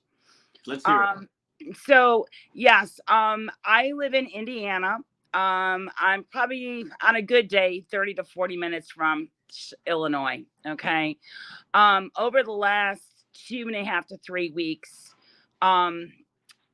there has been, it's like it came out of nowhere, like completely came out of nowhere. Working in teams, double, triple phones. They're getting into, because I normally do Spark for Walmart. But as I said, I've lost $600 this week. It's been a very sad week, and I've been out 7 days this week. And what apps? Remind us what apps you work. Primarily, I do Spark. I will occasionally do Instacart. I'm not doing DoorDash anymore. Right. I feel like from what I'm hearing from other people, a few content creators, you tonight, I feel like Spark is the one app that might be impacted the most in a lot of markets, right? As far as the teams of people, the multiple phones, you know what I'm saying? Like taking batches and with the bots or whatever. Like, I feel like Spark's the one app that a lot of people are coming in and getting in quickly and taking food away from people that have been doing this already. Right. And so I'll kind of give you a very quick rundown. As I said, there's a lot of them. I mean, more than 14 to 18 that we will see within a shift. I mean, they have paper plates, so they're temp plates. Mhm. My daughter lives in Illinois. She's a school teacher, and she had told me that because she, knowing this, she has a lot of kids that are coming in the school and stuff where she works at. And she had told me that in the state of Illinois alone, they're getting $9,000 cash immediately. 9,000. They're getting food stamps. They're getting free housing. And if they're able to, they're getting a 4-year driver's license. Interesting. So, and I'm like, but isn't there like a time period before, naturalization or whatever, how that whole thing really works, Yeah. But they have basically tried to run us out of our own area. It got so bad last week, we had to call the police department. One of the drivers, who happens to be Hispanic, actually started conversing through, they were in their own separate cars, and he had pointed out, and then the guy actually got out of his car and actually had said, "Do you have a problem?" As they were conversing. Is this why you guys are in the Walmart parking lot? Oh yeah, at pickup. Yep, exactly. Mm. And him and I were actually waiting for orders, but this other person actually had an order. Got it. Or we think that they had an order. So he got out of his car, went up to the other guy's car, and my friend Ray is a really big guy. I mean, very tall, big guy. And they were going back and forth, why this guy was at his window, his car window. What sparked the conversation or confrontation? What sparked it? Basically, it said, "We know that you have an illegal account." Got it. Okay, that's what started, because there's too many, all of a sudden, all these new people. When our market right now, there is a waiting list. There's a waiting list. All of a sudden, how did all these people come in? Like overnight. There's a waiting list. How would they come? How would they bypass that? Well, the gentleman decided to apologize to my friend. Mhm. And basically it said that he paid somebody for $150 For their account that was already open and for active. the account, Got it. actually to get off the wait list. So it kind of makes me wonder, is either the account real, stolen, or did they hack the system? Well, it could be that there could be people that don't really do Walmart a lot because maybe they've moved on and there's some kind of account that they can find that's out there that hasn't been used in a few months. Renting the account out. Pay them for it, or they don't know them, but they get in there and change the info. I don't know. It could be that, but that's interesting. Listen, I'm not telling you anything you don't know, but please be careful out there, Kathy. Oh, right? I was cut off yesterday in the parking lot. Don't let somebody you don't know put you in a bad spot, right? Oh, I know. Yeah, I had somebody actually, because there's, as I said, I'm going to call it a wave. Okay. Some will work a few days and then all of a sudden we don't see them. And then all of a sudden there's a whole new group. Yeah. And it's almost like, basically at this point, a crime ring is the way I will put it. Okay. The police department, we put in the information with the police department because I was a witness to that situation. I happened to be pumping gas, and there were sheriffs that were pumping gas. And I said, "Hey, I have a couple questions for you." So I told him what I did, told him some of the problems that were happening. And he basically said, since Walmart is actually the victim, they would have to be the one to actually do something about it. Right. Even though we're like the bystanders, even though it's affecting us. The store has gotten to the point now, because some of them are actually lingering and they're doing something to like block the Wi-Fi system. There is stuff out there that can block your orders from hitting your phone. I've heard that before. Yeah. Oh yeah. When you call support and they said, "Well, we sent you 17 offers," and I'm like, "But I've only done 4 today." That's crazy. Yeah. And some timed out. So there definitely is a problem. I definitely do believe that they need to do something better for their system. I mean, they started, during the summertime with the codes, drivers have to give codes. Now they've gone to about weekly with the AI recognition. Yeah. Somehow, some way, it's getting bypassed. Or is it that when they have to, ID check, they can't, and then it goes to somebody else. I'm not really sure. I haven't figured that part out. I'm not sure either, and I don't work at Walmart, or I know we have Cray in the chat. She's manages at a Walmart the department that facilitates these orders. I'm sure she might have some insight. OTP, yeah. Crazy. Kathy, I hope you have a better week this coming up week. I hope so too. Are you going to work tomorrow? You. You working tomorrow? Yeah, I have to do a CPR training class, my yearly. But yes, I plan on coming out tomorrow. But yes, thank you for having me on. I appreciate it. I'm glad that you are bringing this out because it is affecting many neighborhoods, many neighborhoods. Well, I know it. I don't see it in mine for what I do. I also don't do Walmart Spark, right? So, okay. But I wanted to bring people in to share their perspective on whatever you're seeing out there, so that I can either learn and just see, have you guys, give you a place to share your story. Kathy, thank you so much for coming on tonight. Thank you. All right. Thank you. All right. I see. Let's see, who do we got? I got the Gig Bell Tolls, Blood Soda, Giovanni, Cowboy, Madness. You know what, guys? Let's have a gentleman's party. I'm gonna bring all you fools up at once. How about that? I know all y'all. I can call you that. Gig Bell, what's up? Let's bring Gig Bell. Gig Bell. How you doing, bro? What's up? Let me look at this. Look at this handsome fella right here, Matt. What's up? How you doing, man? All right, and then I see Cowboy Courier. What's up, Cowboy? Hey, how you doing? You guys can hear me okay? Giovanni Drive. Oh yeah, hear you loud and clear. How are you? What's going on, brother? All right. Bud Soda, always in his car. How you doing, Bud Soda? Haven't been recently. Well, I see you out there, and I see Tyrell. I'm gonna bring Tyrell up. Tyrell, how you doing, man? Pretty good. How about yourself? I'm doing well. Thanks for joining the show. So let me kick it with Gig Bell Tolls first. Gentlemen, stay on topic. These are the topics tonight. I'll run them down again real quick. And I want you to share your perspective in your market. Okay, I want to be very clear on that. What are you seeing in your marketplace? Are migrants ruining the gig economy? Will 2024 be the worst year we have that we've seen? What can we do as a gig workers to continue to make money? You guys can touch on any of these, okay? Is there a real problem, or are we just misinformed? Okay, I'll start with Gig Bell Tolls and we'll go around. What do you say to these topics tonight, Gig Bell? Well, I haven't really noticed a difference in my market. I mean, I do see migrants. Some people clearly, don't speak a lot of English, but they seem to be pretty nice people. They don't seem to affect my order intake. So maybe that's just Texas. I don't know, but I'm sure it's affecting other markets. I'm not going to be, dumb and pretend it's not. But you just got to plan ahead and learn how to adapt and swivel around it. And that's what I'm trying to do. Yeah. I'm going to be starting a channel soon, so that's why I got the Gig Bell Tolls thing. That's going to be the name of my channel. Which I'm working on. We're making 2 channels actually.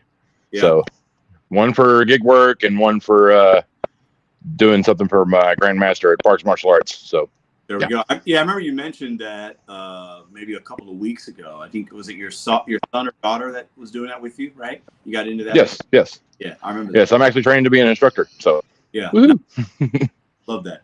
Mad Dash, what are you seeing in your marketplace? I know you do this at night after your W-2. Are you seeing what other people are seeing? Are you not? What's your perspective? What can you share with us? Yeah, I'll speak on that. In different zones, my zone's not really. The cops are hot in my zone. They be pulling people over. But when I go downtown, that's I see a lot more non-English speaking, or just fresh. But I think they're all immigrants. They're not illegals. Yeah. It's not a sanctuary city. But I did want to speak because this week you said it's always been around. Like America's structured, and our economy is set up to absorb immigrants. There's 2 phrases. Yeah, go ahead.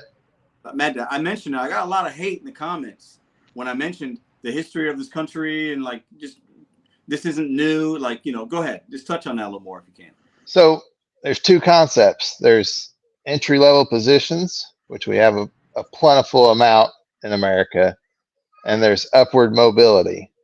So if you give it time, the newcomers will start in a entry level where the entry level is low, but over time there's upward mobility. one of the opportunities, the land of opportunities. They will move up, and then there'll be an open spot for the new entry level worker or whatever. But it takes time. Mhm. And what we're doing is consolidating them into these cities where there's not enough entry level positions to go around. Mhm. But in Indianapolis, there's tons. We need entry level people, but they got to have a green card. Yeah. You know what I mean? And they'll Yeah. filter through the system. You know what I mean? And like I said, they'll move up. So like the system's broken. If you're going to stay in the entry level position, then there's not going to be an open position for the next guy and Yeah. the next guy. And another thing is it's almost other cultures, they'll live 3 generations in one house. So you'll have the grandma and grandpa, and then you'll have 3 kids and their wives, and you'll have 6 adults incomes in one household. Yep.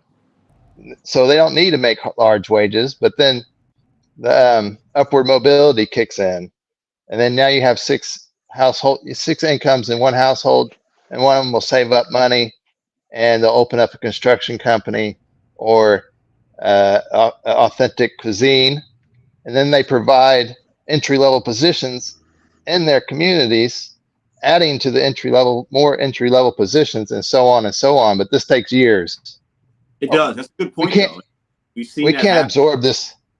We can't absorb this amount of numbers. It doesn't. It's breaking down the system that's worked for generations, for decades. It's what I just described has worked, and we absorb and we grow as a country, but it's breaking down. The numbers are just too much, and we're consolidating them into these cities where the system's not working. That's all I got to say.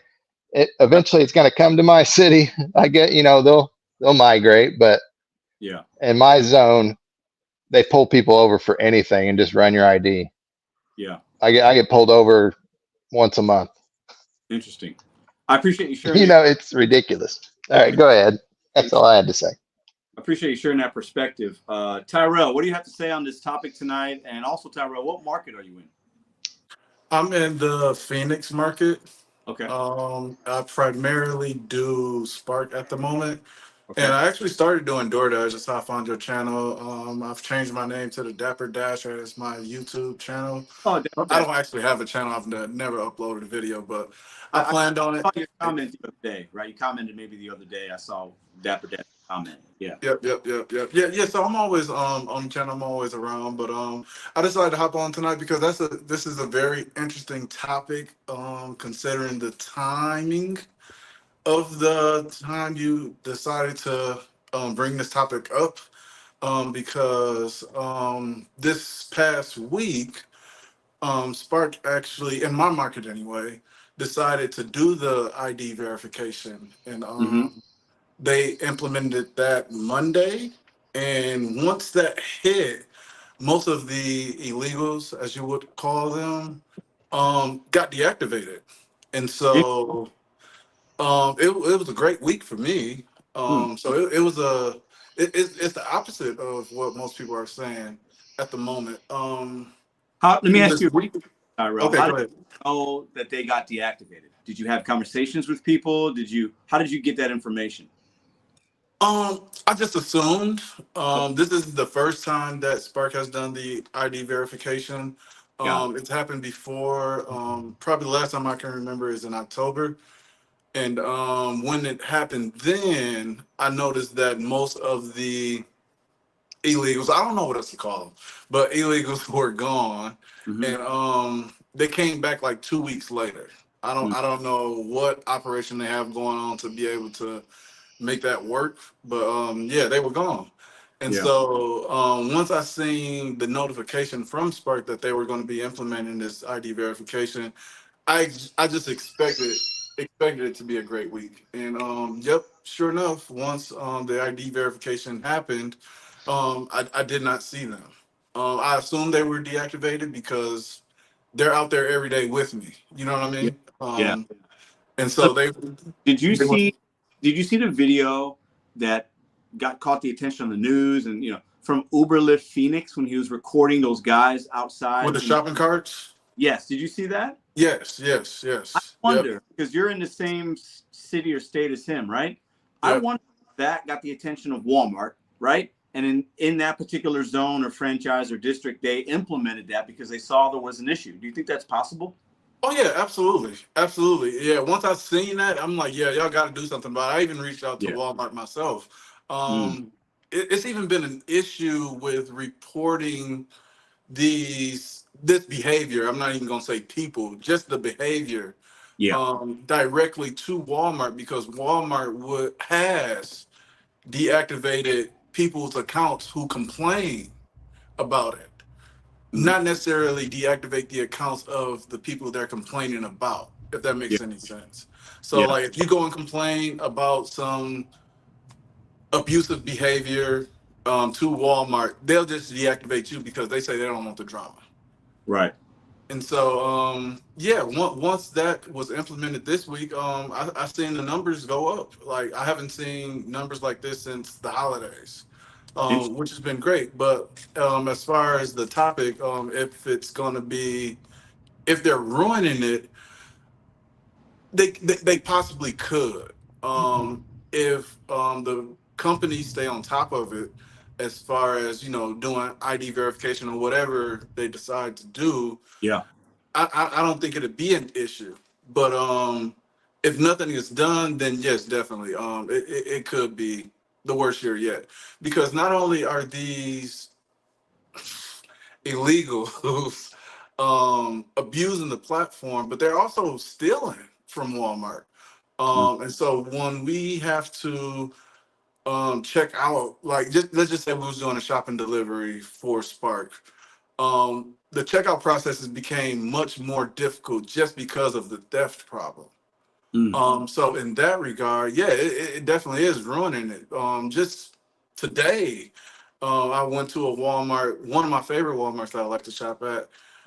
They're cutting us down to one particular self-checkout register, instead of going to any self-checkout that we can, that's open. And that impacts your time. Oh, of course. And of course, if we got perishables within our cart, we're timed. And so not only do we have to wait on customers checking out, we have to wait on other Spark drivers that's waiting on the customers to check out behind them. So if the timer goes off, we only get that $2.44. Right. Interesting. Let me kick it to Giovanni. Giovanni, what are your thoughts on this topic tonight? And also remind us what marketplace you are working in. Yeah, so I'm over in Pittsburgh, Pennsylvania, and I guess I wouldn't say it's necessarily, like your question was, is it ruining the gig economy? Are these immigrants going to, detrimentally affect the gig economy? Yeah. And I think that it could go either way depending on your market, but definitely in Pittsburgh, I would say that immigrant workers are propping up the gig economy. I mean, specifically DoorDash and Uber Eats, because I work in the downtown Pittsburgh zone quite a lot, and I would say a good 75-80% or more of all the delivery drivers I see are foreign to some extent. Whether, it seems like a lot of them are coming from Middle Eastern or Arabic speaking countries, a lot of Serbian countries like Ukraine, Russia, those type of countries. And the reason I know this is because they all seem to know each other. And if it's not that they know each other, it's that they speak the same language. So because they don't have that connection with other people, with, the workers in the restaurants and that sort of thing, they're talking to each other. They all congregate in the same parking lots, in front of the same restaurants, in front of Papa John's, Taco Bell, a lot of the pizza spots. And they're outside of their cars smoking cigarettes, talking to each other. I'll go into restaurants a lot of the times, and especially when I'm picking up from like a Mediterranean place, I'm somewhat racially ambiguous myself. I can pass for Hispanic. Yeah, exactly. I'm Italian, but I can pass for Hispanic. I actually speak, a decent amount of Spanish. So that doesn't help my case either. But I'll go into these Mediterranean spots and they'll greet me, Assalamu alaikum, and they'll genuinely be surprised that I don't speak, their Yeah. language. Yeah. I actually, a funny funny story. I pulled up to the McDonald's drive-through last week, and they asked me for the order number. I gave it to him, and I was just like asking him. I was like, "Oh, how's your night, man?" And he looked at me all confused. He was like, "You speaking English?" Mm. I'm like, well, at first I was taken aback. I'm like, "What do you mean?" I'm like, "Yeah, I'm speaking English." I'm like, "What language are you speaking?" He's like, "No, he was like, I was caught off guard. Like, I thought you were Yeah. gonna be, just shoving the phone in my face, like Yeah. speaking something else." Yeah. And then I finally understood what he was getting to, Yeah. because yeah, it is. That's, that just shows you how many um, foreign, I won't say illegal immigrants. I don't know if they're all illegal or not, but Foreign that's born. how many immigrant workers are in this zone. We could say that. We're not being offensive in any way, right? But I also think it's important to realize that we could look at somebody, right?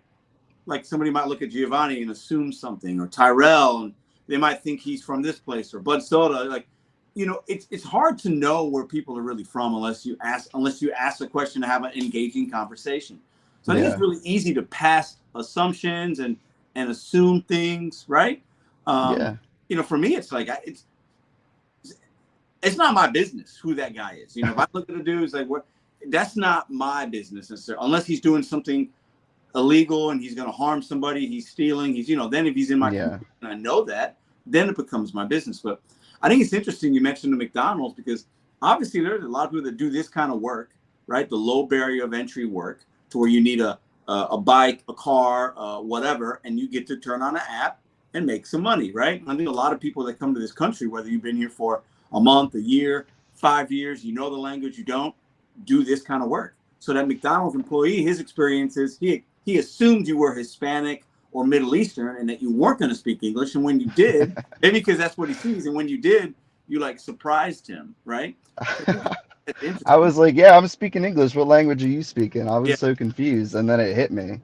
Yeah. But kind of touching on what Kathy said earlier about all these guys who have paper tags. I mean, that's a big problem here too.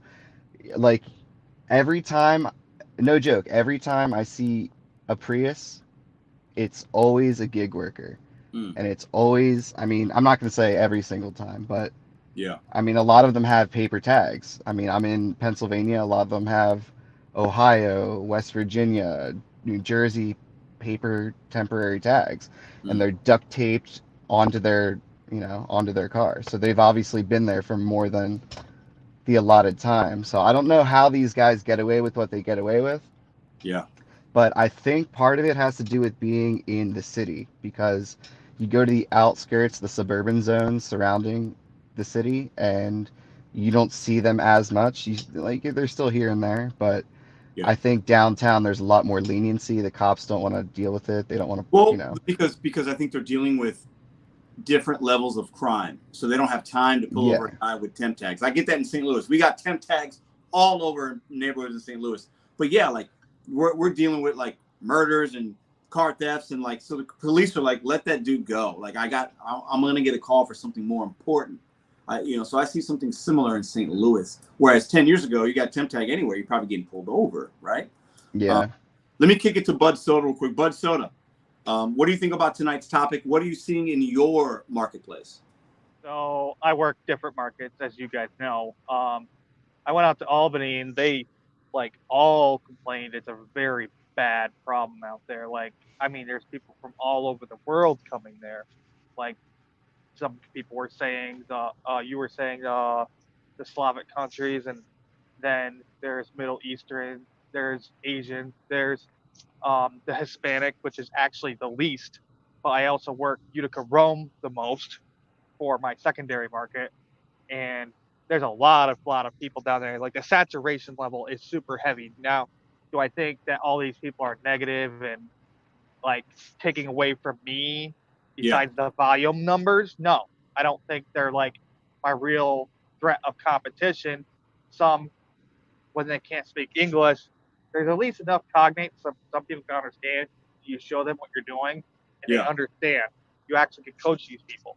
So a lot of people don't understand that you can make them better gig workers, which helps you too, even though they say, well, now they're going to be grabbing the good orders, but all the leftover trash is going to be, it'll trickle down, and the base pay has to be high. So there's things we can do that affect things positively. I do think that it's a very large problem. So there's more we can do, but it's very limited on how we can affect it. I can maybe affect 2-3 people at most in a limited amount of way. But if we all kind of did that, it had that, but we have such volume of numbers of people coming that it hurts us overall with the saturation. And then the inflationary numbers, that doesn't help us at all either. Yeah, having a bunch of people flood this area and all that money is getting, well, I can't say not created, but it's getting passed around more and more. Let me ask you a question. Let me ask you a question. And Giovanni and Tyrell, Go ahead. I'm going to give you guys something to think about here. So let's say in your marketplace, somebody mentioned somebody getting $9,000 or for a month or 9,000 in cat. Maybe it was Kathy. 3,000. Okay, in New York, I think they're getting 3,000. Other places, they might, whatever. So if let's say that's happening, let's say people are getting $3,000, and they're also doing gig work, and we're saying that this is an issue because they're taking away opportunity, they're not doing things right, whatever, right?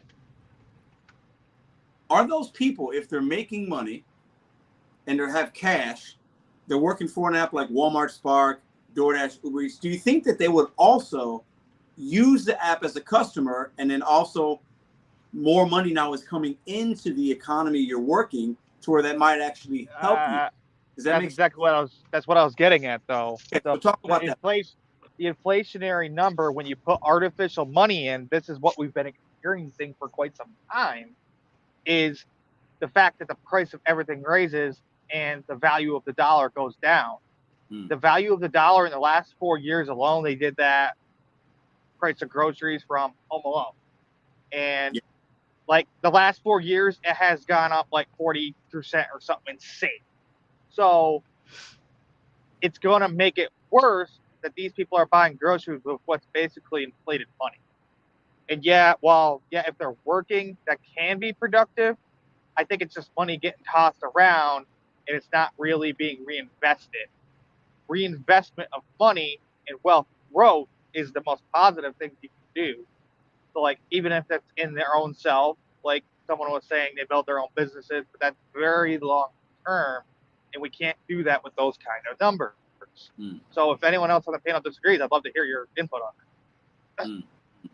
I mean, I don't know that money, because I mean, you have to think that they're probably from a slightly different culture. They don't have as much maybe, and this is a lot of money. I mean, even to most of us, $3,000 a month. I mean, a lot of people can get by off of that. So, and the fact that they don't have bills to pay necessarily, they're not paying for rent, they're not, maybe they're getting, some sort of discounted phone plan or whatnot.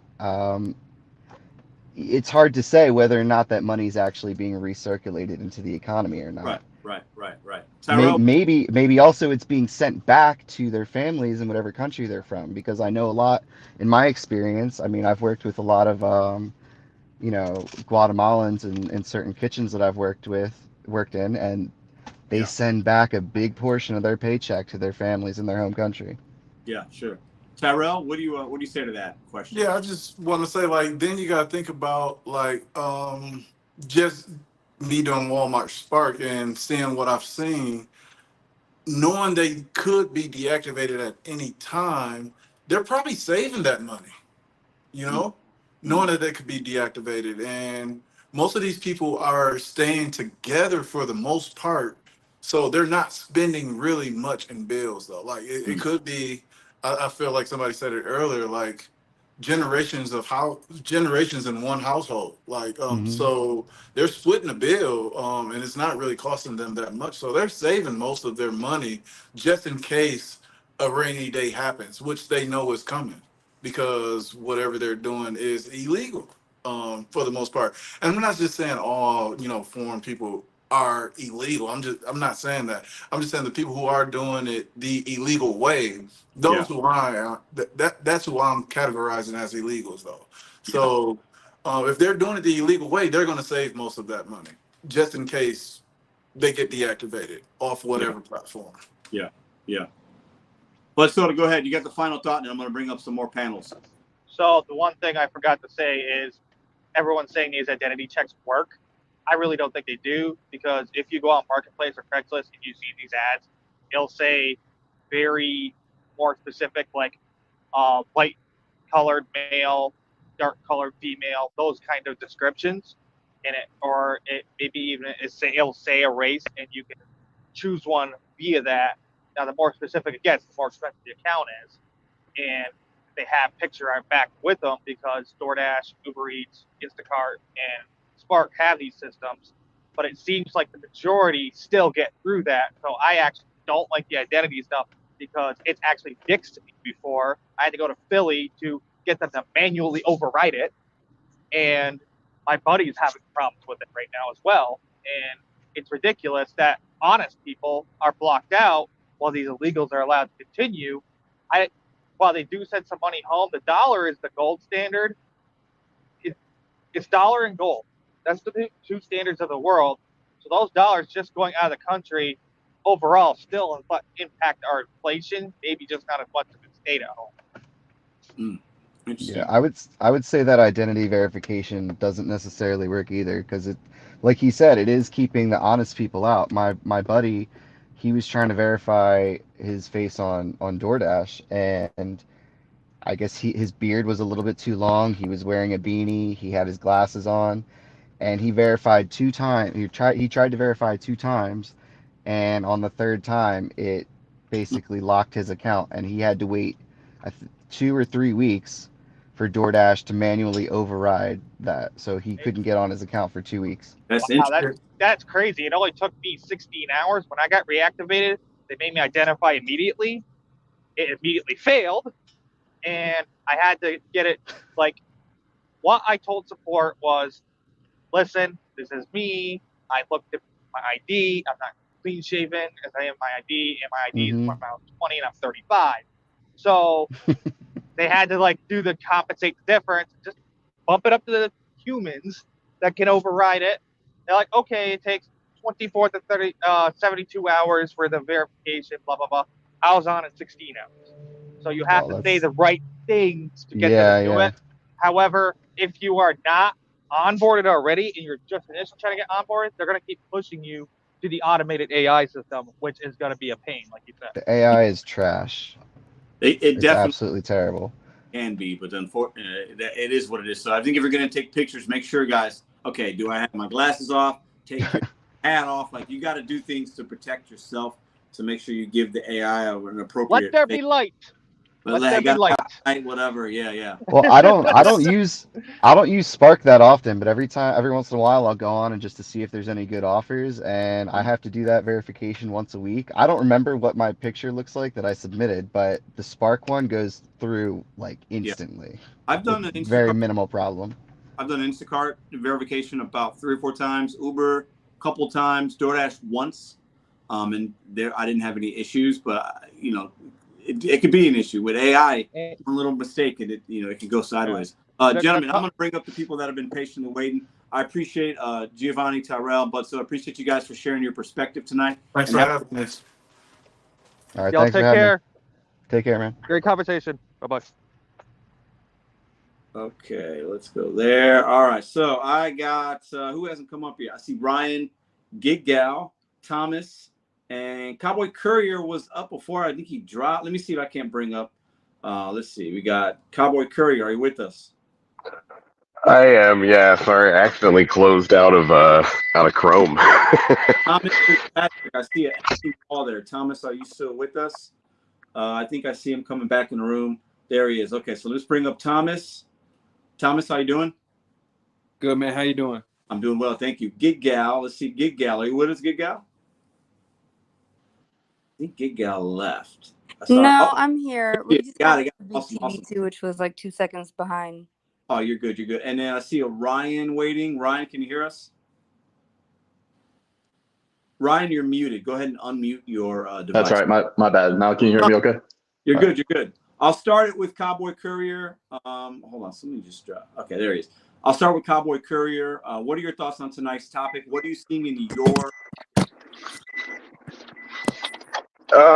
You know, I'm in the Seattle market, and we just had this legislation come through that I think that was really the death nail for DoorDash, at least.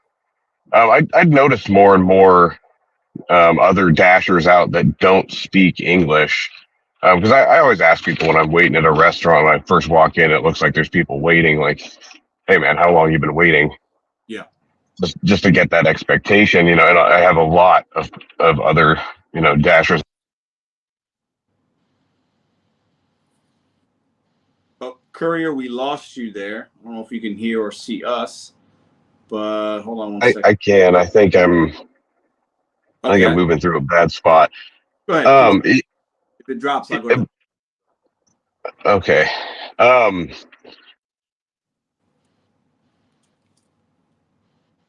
Okay, let me mute Cowboy Courier.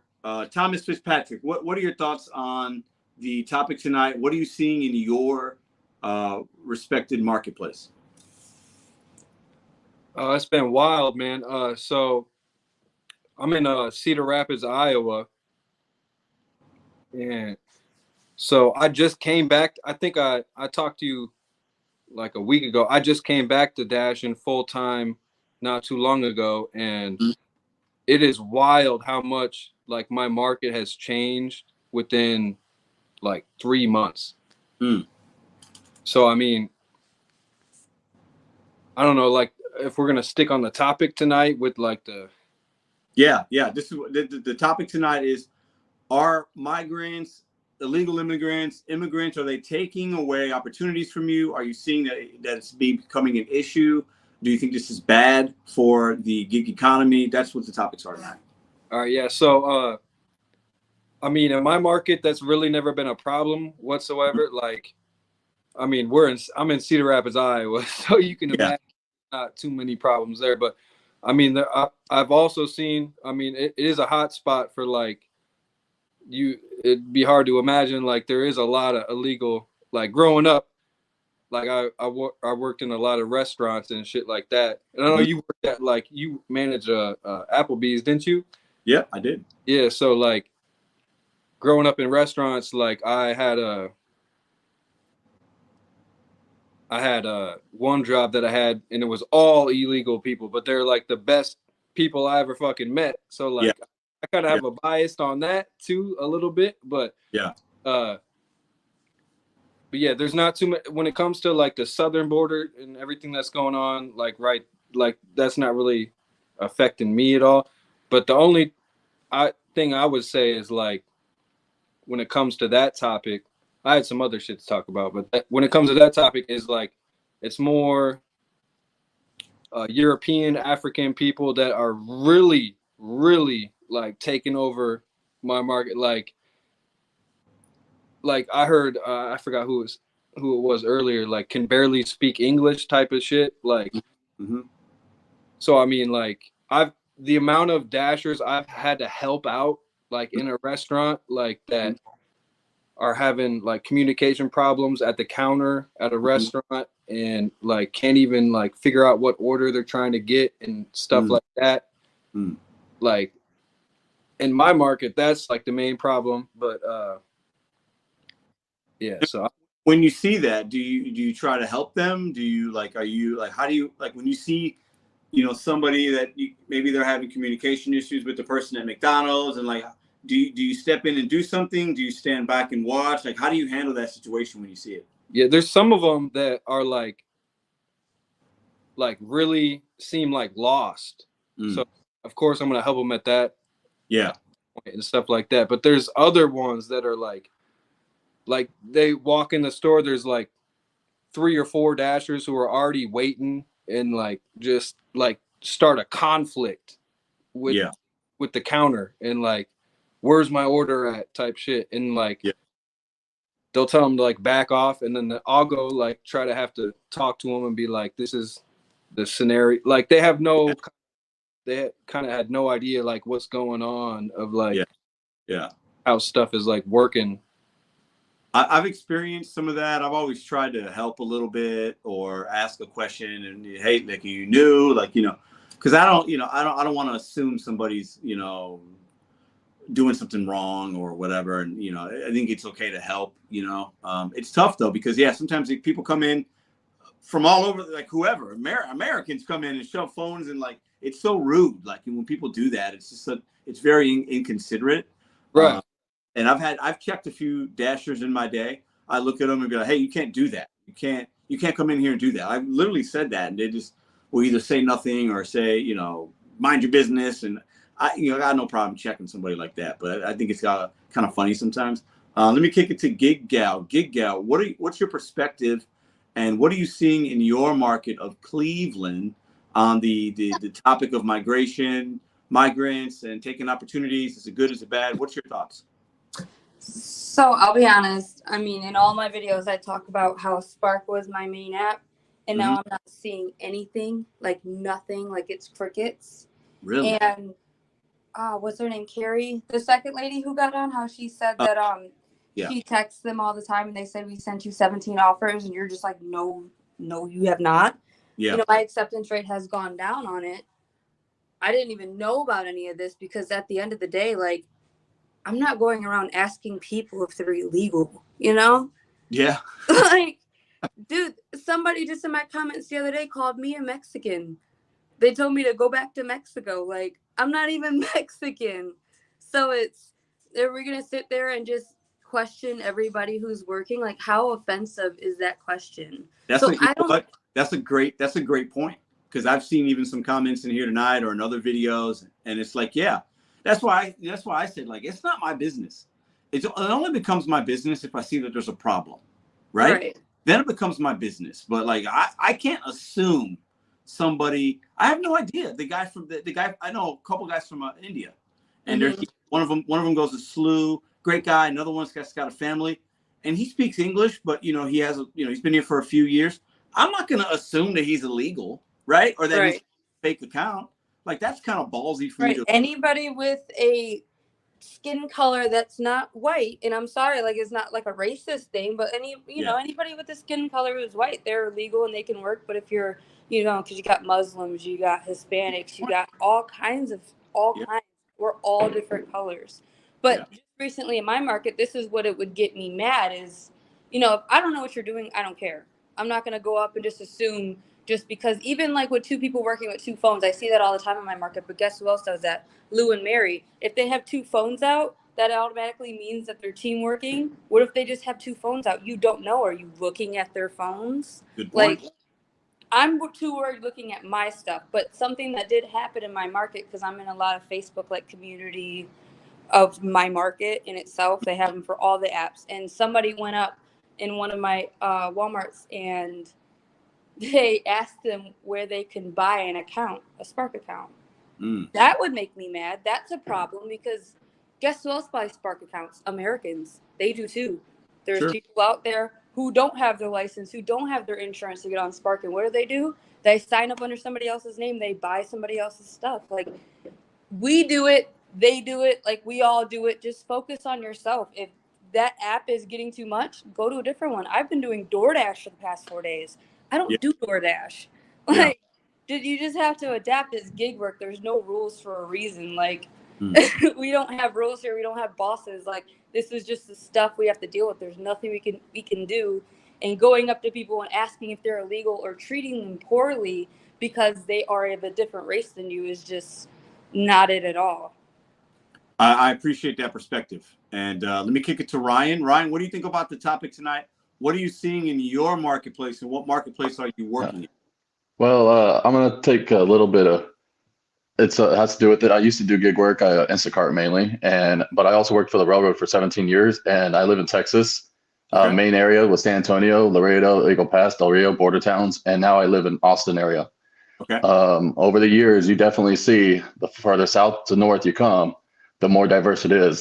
Southern border makes sense that there's a lot more diversity, and honestly, you wouldn't know who's legal or illegal. I'm No way to no, know. you don't. And I'm the minority down there. And you go to any restaurant, most people speak Spanish, and it's difficult for anyone that doesn't speak Spanish to work there, honestly. But the further north you go, the more diverse it gets. And so now here in Austin, I worked Instacart a lot, but I'm looking at it as perspective of now for me, I actually use rideshare a lot. I've done probably about 40. I got about 40 rides in the last month. I'm not, having them pick me up and everything. And I do have to say, it's not so much more about the illegal versus legal that bothers me. Is that I don't know if there's an option in there or you could see beforehand, but it's the communication I have. And for me, it doesn't bother me, but like it's also a safety issue if you can't communicate with your driver, or if you can't get your order, if they're asking for directions. And DoorDash, I noticed that when I order stuff, it says it's edited from Spanish, and a lot of people get lost, and I can't help that. Like there's a lost translation there. And but for the safety part with getting a ride and being in a car from some people, and then I get in there and I can't communicate, it's kind of frustrating, honestly. And sometimes, like for women or late at night, if you don't feel comfortable, you never know. Like, what are they saying to their friends? A lot of them get on their phones and talk to other people in different language, and that's the issue I have is the communication barrier. Because I also used to play poker a lot, and one of the rules, even in the border town in Eagle Pass, is English only, and that's to prevent people from cheating in other languages and talking to each other. Sure. So, I mean, we're not racist for saying that, and those are rules and regulations. I just wish there was some kind of thing to where it says, hey, your driver doesn't speak. You could choose what language you want to help you. And I'm not trying to be racist about it. There's nothing about that. It's just more of a communication barrier that I see a lot with. And, for the most part, DoorDash, but still it could be with, getting your orders. So that's all I really had to say. It's from the consumer side. Yeah. And in your perspective in Texas is obviously going to be very different. Yeah. In St. Louis and Gig Gals in Cleveland, like you're going to see and experience different things, right? And Texas, hot part of America right now, a lot going on. I'm not going to touch on that because I'm not living there. I don't know. You know what I'm saying? No, but it is. It's going to be different for sure. Yeah, it's very different. Like I said, and it makes sense that the border towns are different than if you go further inland 2 hours as Austin, and then if you go to Dallas, it's a lot more non-diverse. There's a lot more white people, but of course it's spread throughout the country. I used to live in Chicago, and it's very, very diverse, and a lot of immigrants there as well. I'm from, I know. Funny, like, wasn't parts of Texas and California used to be Mexico? Yes. Yeah. And it's funny how like we have these borders and these lines now that didn't exist before. I don't want to get too crazy. No. But these are facts, guys. Right? Well, so down here, there's a lot of nuance with like understanding the history, and like there's a lot more. Well, we're not going to get that deep on this channel because this channel isn't about that. But I just think we have to remind ourselves these lines that were drawn in the sand and the borders, they didn't exist. No.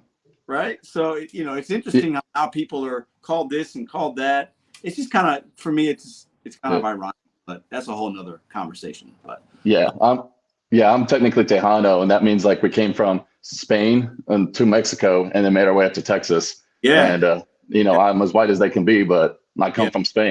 Sure. No, I get it. Let me see if a Cowboy Courier is back with, I'm going to unmute because he had some issues before. Let's see if he's connected. Okay, Cowboy Courier. You can hear me now. Yes, we can hear you. Go ahead and finish up on those things you were saying on the topics tonight. Sorry. Okay, yeah, sorry. So Seattle, they instituted legislation. So that's an issue that you cover pretty regularly. Just about like driver pay. Well, all the gig delivery companies instituted a $5 fee on every order, and lowered the suggested tip amounts, and it's just nuked things in the city of Seattle. That was kind of like the death nail. Yeah. But what I've noticed is I've been doing Uber Eats lately a lot more than DoorDash because they are pretty heavy-handed with the facial recognition thing. And I think it does make a big difference in terms of quantity of orders. I got to drop off with the customer real quick. You guys hold on just a second. Go ahead. I'll kick it to Thomas. Thomas, you got some final thoughts on the topic tonight? Yeah, I mean, like I said on the topic, nothing's really affecting me on that topic too much. Yeah. But yeah, I had some other shit I wanted to talk about too, if you want to get to it. But I'd rather stay on topic, but I would definitely love to have you back on to talk about those topics if that's okay with you. Okay, for sure. Cool. Gig Gal, some final thoughts on the topic tonight? Yeah, I was just kind of reading the comments, and everybody was saying it's not about race, which it's not. It's just, at the end of the day, it's just, how can you tell? Because I've worked in a restaurant, and I'll be honest, the people who speak Spanish and stuff like that are not the rude ones to me. Like, they're not. I see it so much entitled people that we know are obviously not illegal people. Yeah. Being more rude to the restaurant employees and everything like that with their entitlements than I do see Spanish people do it. They hustle. They're out there, you know? They know the rules of the game. Yeah. So, I mean, I don't know. I think that it is a problem, no doubt. Like, it's a problem.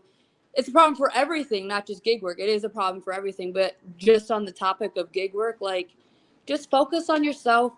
Get some different apps, you know, adjust a little bit, adapt, because we also have to remember it's the slow time. It's still January. Those taxes have not hit yet. There are orders out there. It's just, we've known about this time forever and we're still in it. We're right at the end. So if it's slow, if the apps have glitches, because at the end of the day, they're apps, like, we just got to take it to the chin. We don't have a boss. We do this, like, we don't have rules like that.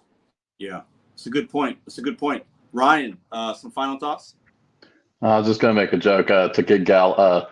You know, I wouldn't even know if the Spanish people are being rude to me or not because I don't speak the language, unfortunately. But, True, you know, but no, I get it. You can also portray a lot of things by the way you act.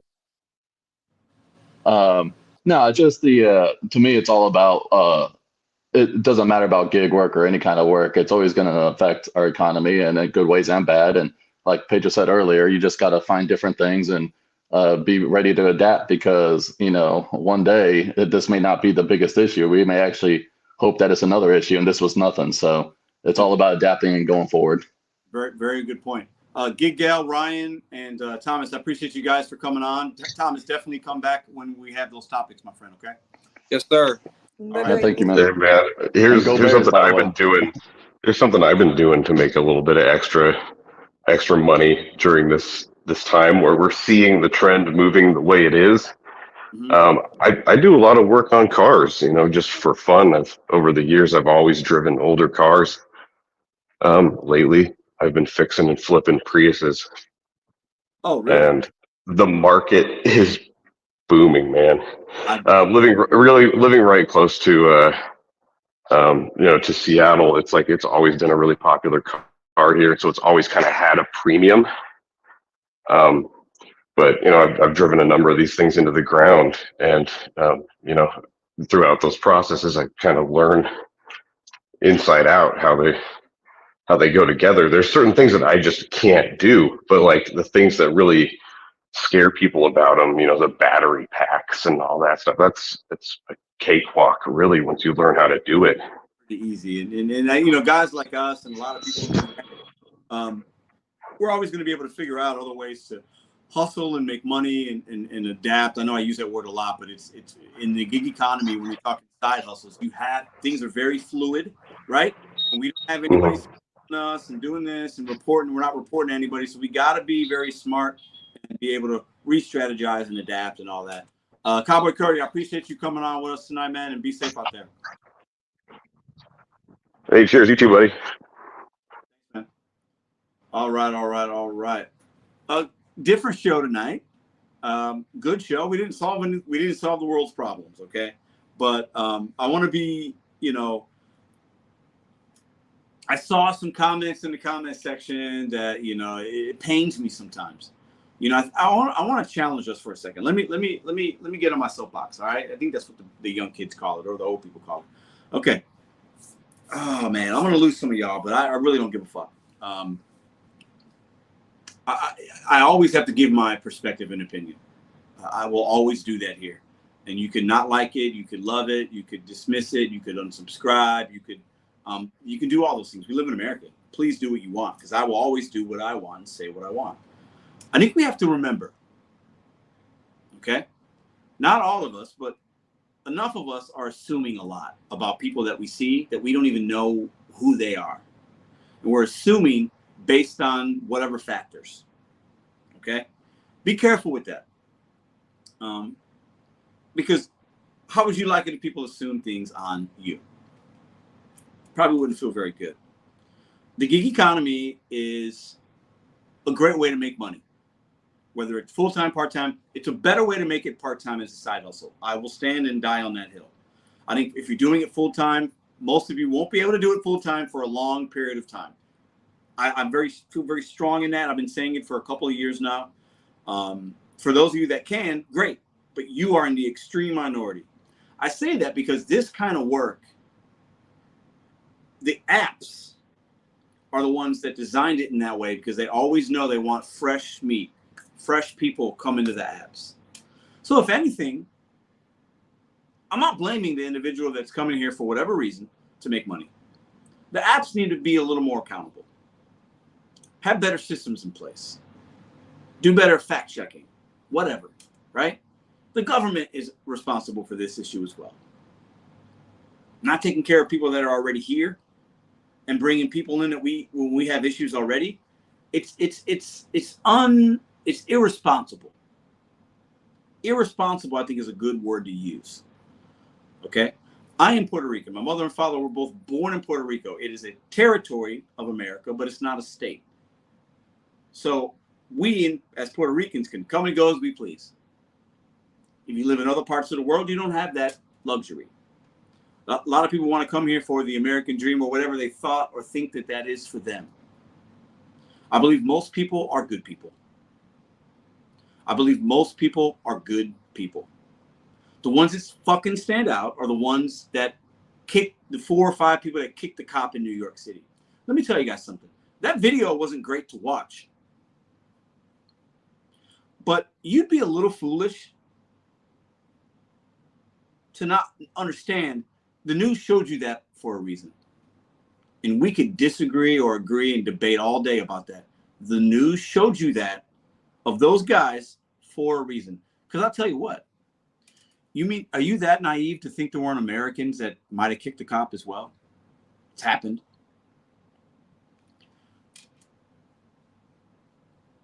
We see it. But the pulse of America right now in 2024 is wild. It's wild. But we can control what we can control. I believe that. That's why I know I got some heat. You guys are thinking, oh, I know how Pedro voted based on that video. All I did was share my perspective in my marketplace in St. Louis. So what am I supposed to do? I know a lot of you guys struggle in January. It's a rough month. I didn't struggle in January. Am I supposed to feel like what am I supposed to do? I've hustled. I adapt. I see trends. I try to teach you guys that as well. I don't see what some of you guys see in Colorado, New York, Texas, Chicago, Indiana. I get it. I'm empathetic to it. I don't see it yet. I can say that, and it doesn't mean that I say it's not happening. I'm just, all I can give you is my perspective. I can't come on a channel and talk about things in New York and say, I know what's happening in New York. I don't fucking live in New York.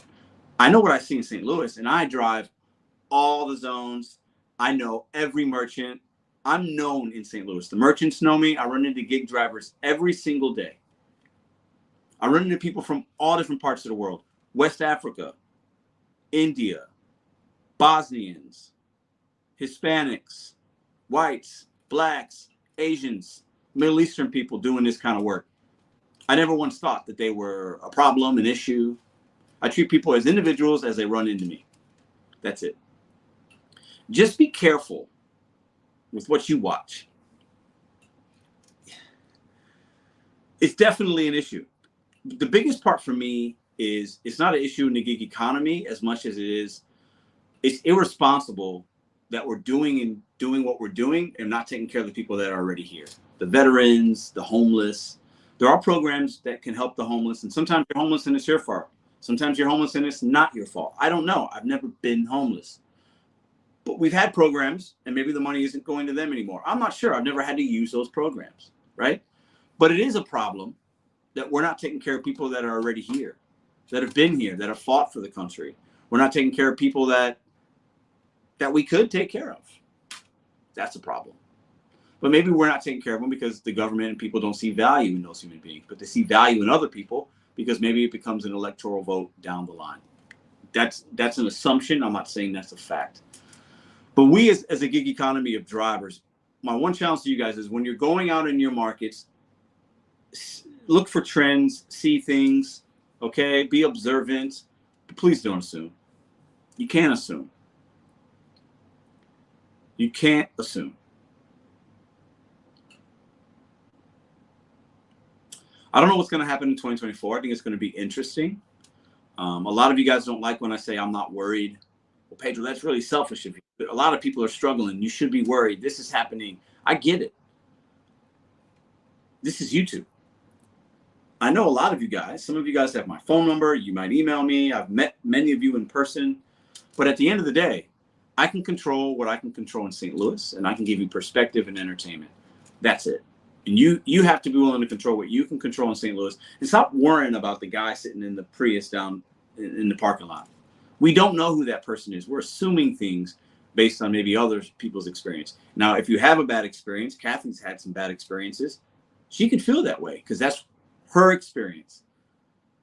But don't take somebody else's experience and make it your own by assuming and you know what I'm saying? Like, I think we have to be really careful of that. I think we also have to realize this kind of work isn't hard. So people are going to come to try to make money, and most of the people aren't going to be in the industry that long. So it's up to you to navigate, adapt, add an app, level up your income and level up what you're able to provide to your community. And that could be a myriad of things. The better you can do that, the more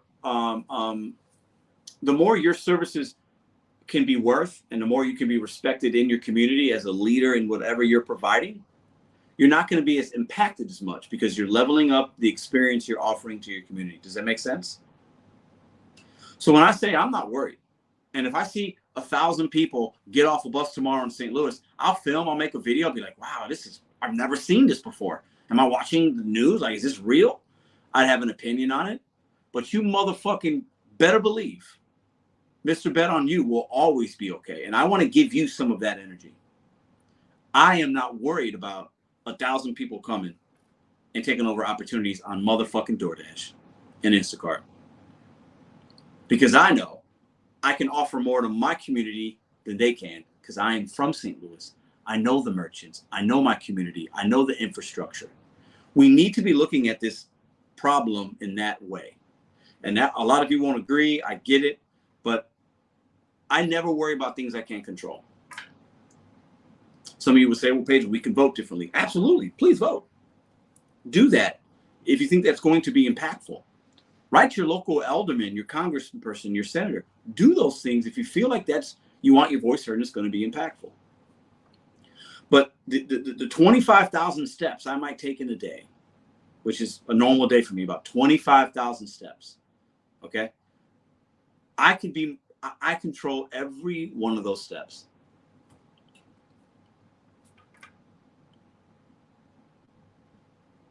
I'll always tell you things that some of y'all don't want to hear. I've always been like that on this channel. I'm never going to give you a pacifier. I'm not going to look at the news and just automatically assume that's happening. I am more woke, and not the way that you guys. I am more awakened, okay, than I think the average human being. And I know that's going to rub some of y'all the wrong way, and maybe you're more awakened than I am. That could be true. I'm not the smartest dude, but I understand agendas and the media and I get what they're trying to do. They want to divide us. They want to make us angry at other human beings and not at them. Let me say that one more motherfucking time. They want us to be angry at each other and not the people that are controlling everything. If you don't understand that, I don't know if I can help you anymore on this channel.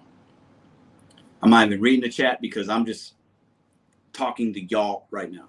That's how I roll. Some of y'all will like it, some of y'all won't. I'm cool with that.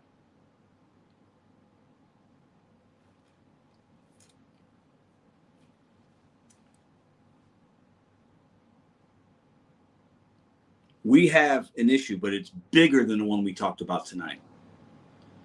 We have issues, but it's bigger than the one that we talked about tonight.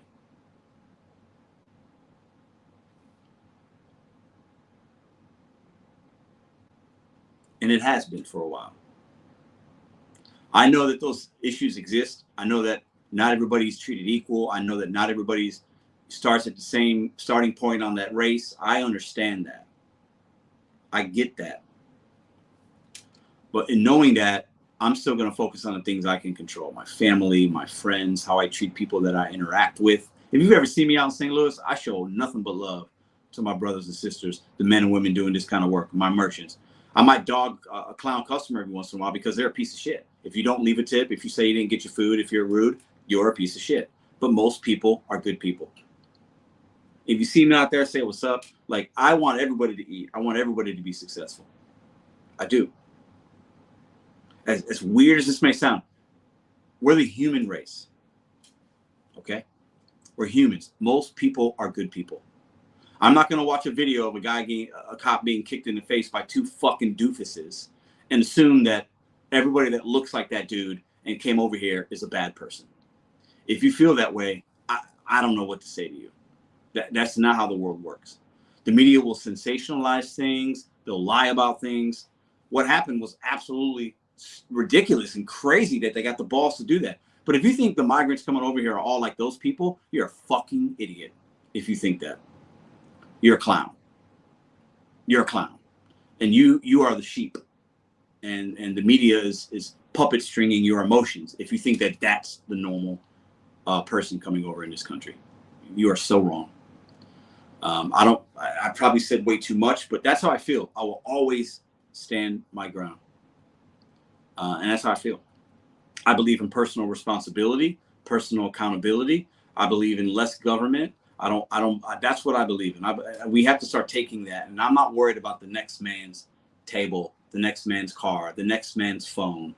I can't worry about that unless it impacts me and I physically see them doing something stupid. I'll check somebody real quick. I was at a Dairy Queen when this channel started. So probably we started almost 3 years ago. I was about 2 or 3 months into making content. And there was a guy came up to the window at Dairy Queen on Hampton. Okay, if you're in St. Louis, you know what I'm talking about.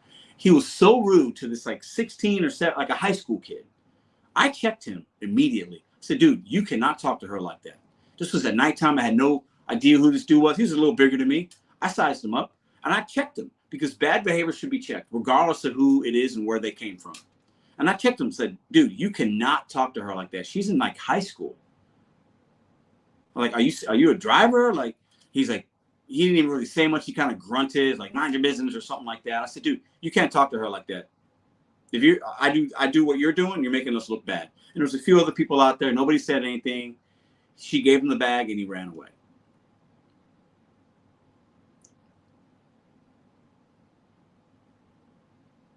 I don't know what 2024 is going to bring, man. I don't know. But if I sit here and just worry about it and talk about it and theorize without any facts and without an experience, I mean, what a waste of time that would be. Other people are going to do that and they're going to do it way better than me. They're more adverse to the situations. Maybe they're better read. Maybe they're whatever. But what you're going to continue to see on this channel is you're going to continue to see me hustling, giving you guys some entertainment, showing you my perspective. If I tap into something like a $12 base pay in Papa John's, I'm going to give you some of that game and say, you might want to get in the pizza program. I'm going to do that. But I'm not going to sit here on YouTube and bash other human beings I've never met. I have no idea their background, why they're here. I have no clue. None. I have no idea. And if you think I'm just going to absorb some things I saw on the news or a TikTok reel or something on Facebook from somebody I don't know, that's a horrible way to live a life. It just is.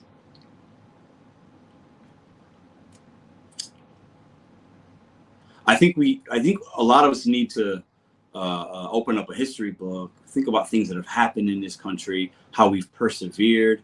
You think back to 9/11, you think back to the wars we've been through, you think back to when they were killing people in this country that were prominent, Martin Luther King Jr., John F. Kennedy, the list goes on. We have been through crazy stuff. How this country was formed. I want you guys to take this perspective. We have this recency bias. We're going to be okay. I know a lot of people would disagree with that. The world's coming to an end. Agenda 2030, blah, blah, blah. This. If this happens, this is... Nope. It's not how I choose to live my life.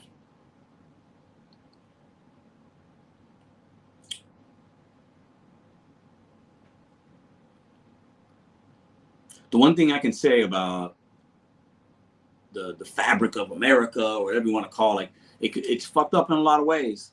But we always tend to kind of persevere and figure things out. At some point, yeah, if we go down this road, we're going to run out of fuel, right? But I don't know what I can do about that. I got my own car I got to put fuel in. I can't worry about the things I can't control. It's exhausting to do that. I used to do that. Used to be on Facebook. You see certain things. I don't even haven't had Facebook for a long time. It's so toxic. The things that we consume as people, as gig workers, the things that we choose to consume can really mess with your mind. I think a lot of us focus on things that are happening in other states and other countries. It's going to happen here. It's the sky's falling, and just the world's coming to an end, and da da da da. Man, a lot of us have it way easier than we even believe, man.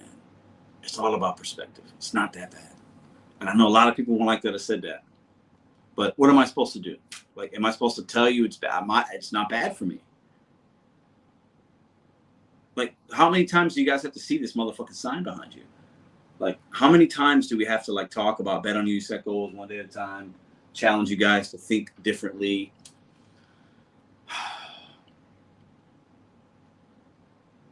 We'll see. I don't know. It's 2024. It's an election year.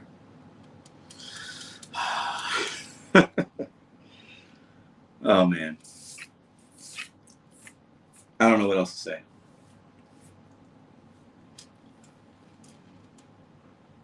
Good night, Grace.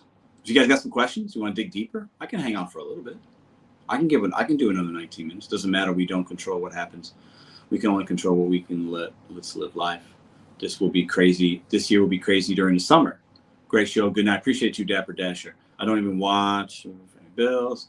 Trump, Pedro 2024. A lot of people want Trump. Where's that wall Trump promised? Did he build it? Didn't he get hired on that wall and he never built it? Cray, appreciate you. I salute Cray, number one hustler out here, man. She's doing it.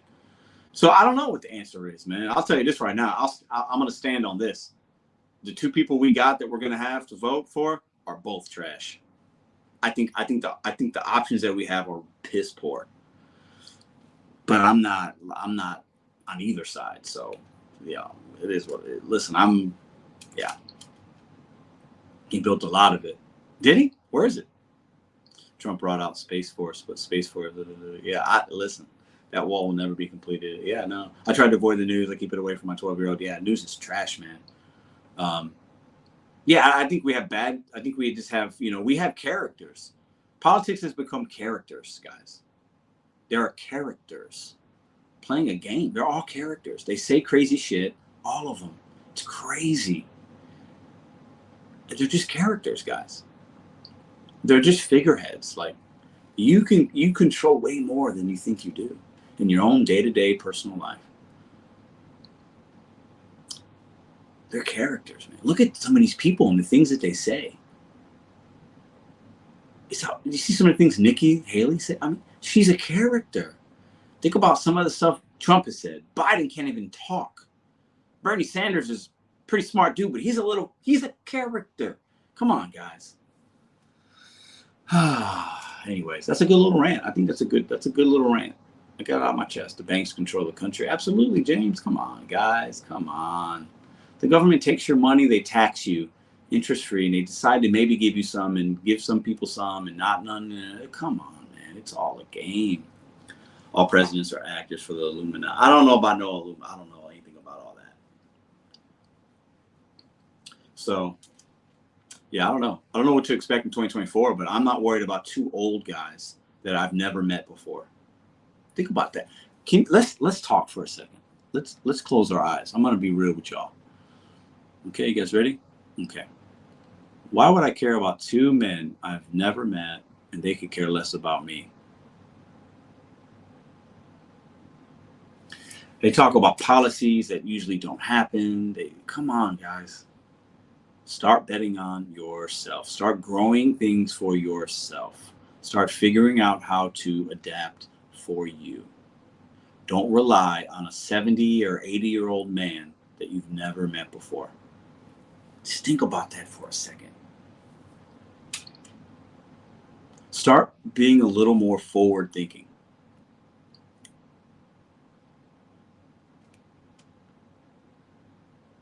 Mary, you got it. Nobody runs my life but me. Absolutely, man. A lot of people are expecting the government for this. You know what's funny? Some of us are bashing somebody coming over here and getting $3,000 a month, which is crazy. I don't agree with that. But there's nuances. There's always other sides. So let's say there's 8 million people and we give them nothing. You think crime's going to go up? Motherfucking right, crime's going to go up. So would you rather have high crime or would you rather have somebody work in Walmart with a bad account? I don't know. I'm asking you a question.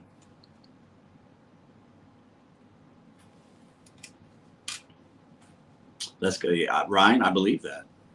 We got to the point now where the same people that are mad that somebody's getting 3,000 are also expecting something from the government. They want a refund check. They want this. They want that. Do you understand where we're at right now? Like, we're more similar than we are not, guys.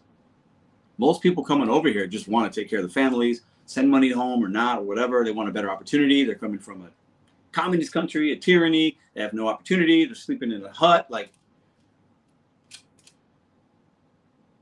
and just remember,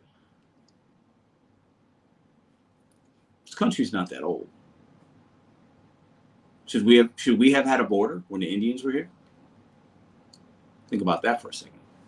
I'll get really deep with y'all, but then I'll offend somebody. Oh, you guys will all unsubscribe. I just always like to challenge us to think about things from a different lens sometimes. So I think a lot of us, we just get mad because we feel some type of way about this, or we watch the news, and but it has an impact. I mean, it's impacted Kathy.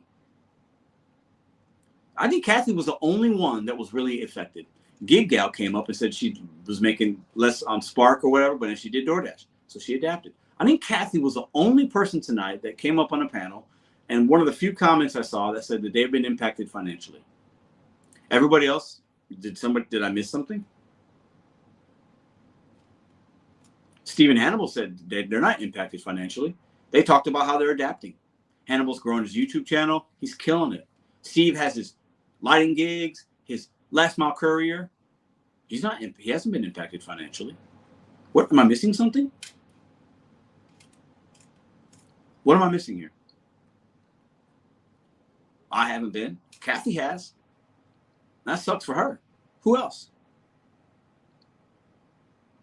It's happening to people. I know it is. But who else?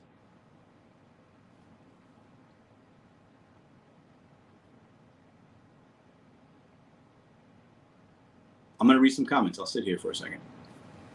But so it says, overall saturation is killing me. Yeah, sure. Borders are important, LOL. I didn't say they weren't.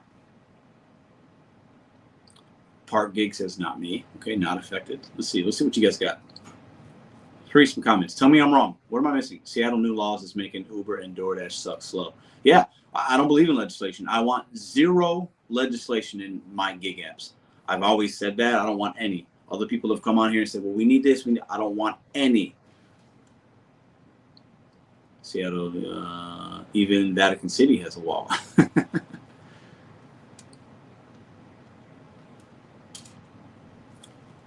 Yeah, we've seen what walls have done in other parts of the world, though. Wall doesn't always work, guys. Open a book. I need y'all to read, man. Some of y'all need to read a lot more. Some people can adapt better than others. Giovanni, very good point. It's a psychological thing, too, I think, right?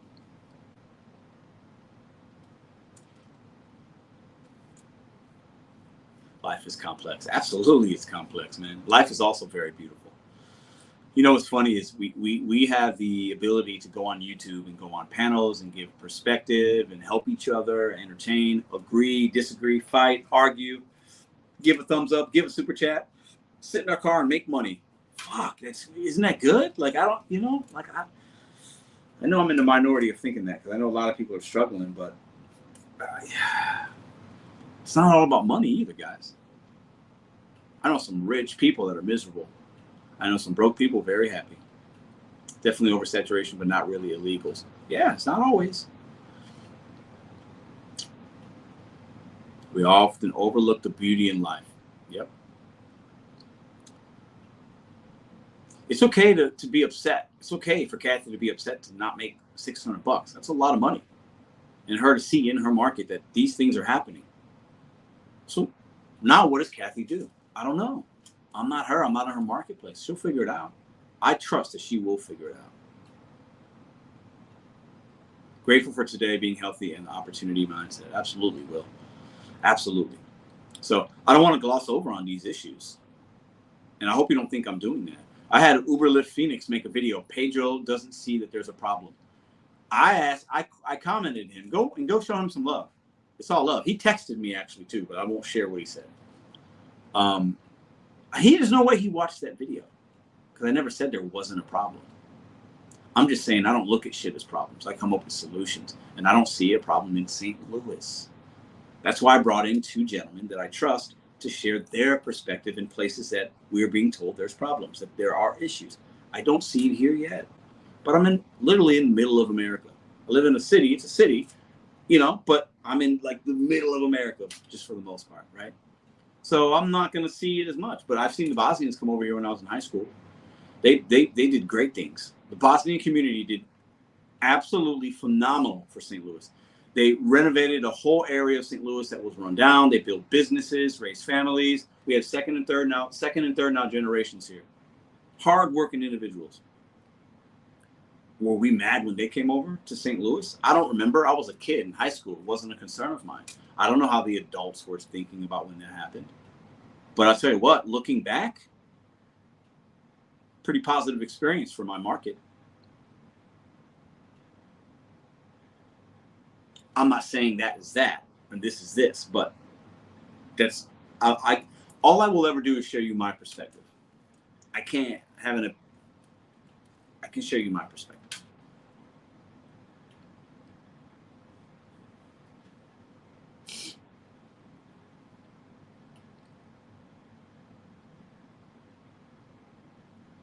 Elizabeth says, why did the U.S. enter World War II against Hitler? He was not respecting borders. Well, we can't talk about a man that was psychotic. I'm not gonna. He's one of one. So I can't use that as a what you would call it. Appreciate that there is issues in New York. Yeah, I see that there is. I definitely see there's issues in New York. What can I do to help that? I don't know. I don't live there.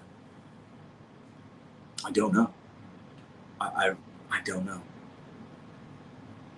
But the bigger issue is the way the system is set up in this country. The two-party system is the big issue. That's how I look at it. But we're too dependent on the government. Way too dependent. Way too dependent. There's too many people dependent upon a certain check and this and that.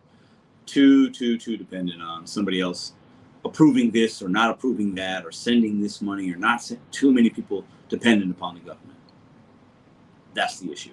And when you're dependent upon the government, you don't do for yourself. Point blank, period. And that's coming from somebody that stood in the line for government cheese as a kid. But we didn't do that forever. Anyone says that we don't have a problem, yeah, okay, yeah. What do we do about it? What's the solution? Do we want to fucking cry about the problem all day long? Do you guys just want to cry? Would you like me to go get Ruby's pacifier and put it in your goddamn mouth? What do you guys want? What do you want from me? Let me ask you that right now. What do you want from me? What can I do to help the problem in New York and Colorado and Texas? What do you want from me? Let's talk. What do you want me to do? Do you want me to tell you there's a problem, get mad, and dump my chest? What do you want? Let's talk. I'm sitting right here. I'll wait. What do you want from Mr.BetonYou? A revolution.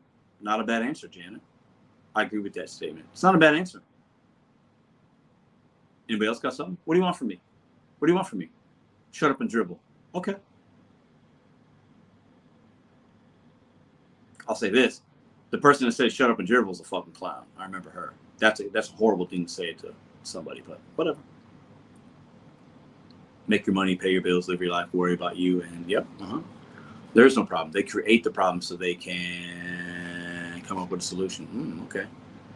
Strike February 14th. I will definitely not be striking. I want to pacify and I want to cry in the corner, but I have problems. People got no problem solving skills. Yeah, man. What do you guys want from me? What do you want from me? What kind of video do you want me to make? Do you want me to cry in my car? Say that this is the worst thing to ever happen. I'm worried. What do you want? What do you want me to do? Stop doing the motivational hour? Stop giving you guys information? Do you want me to strike? Do you want me to be an activist for you? Do you guys want that? I'd probably be a pretty good one, but that's not my passion. So I'd be doing it under a falsehood. I'd be good because if I put my mind to something, and I'd have a little bit of a gift of what I would call gab. Well spoken enough. I can command a room. I can walk in a room and command some rooms. I got energy, but that's not my thing. Just be you. Thank you, Lindy. I'll always be me. Thank you for that. Continue what you do. We need to stand up for what's right. What's right? What do we do? Are these people going to stop coming over here? No, they're not. What do we do? Somebody offer me a solution. Haven't heard one yet tonight. Except for, we did have Stephen Annable, and a lot of you guys have said, we got to do what you can control, start other gigs. Those can be solutions. But people are coming. They're coming. There's nothing you can do. What are you going to do? I don't know. But I love my life so much and the people that are in it that I enjoy giving my energy to you guys and to them.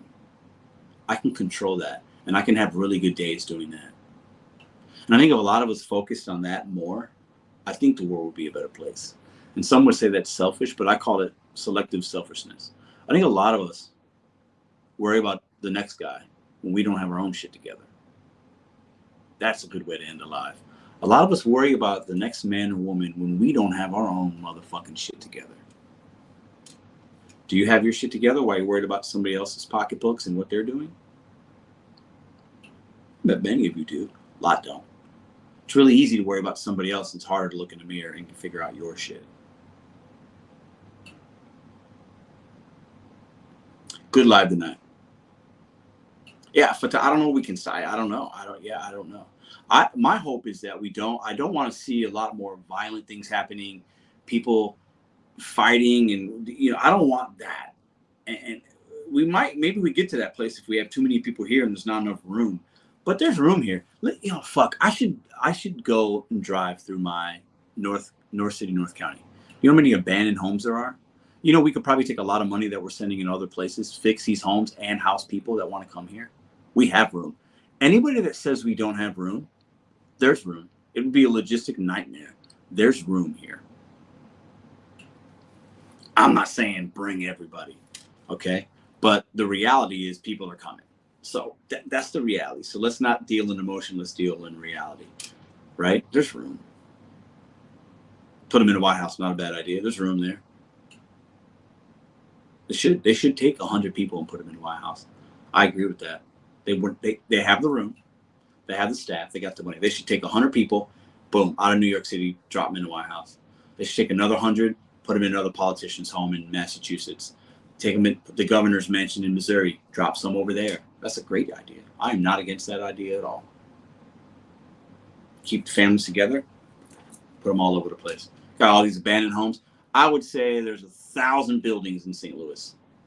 In each building, you could fit 4 to 8 people. Do the math.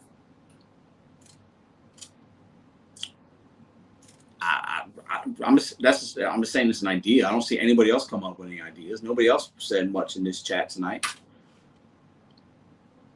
This will never be the channel where I'm going to pacify you and tell you what you want to hear. I'm always going to give you my perspective. Challenge you. You guys challenge me. I want to challenge you right back. A lot of us are going to be mad. We're going to sit in our cars and be mad. Y'all can stay mad. I'm going to figure things out.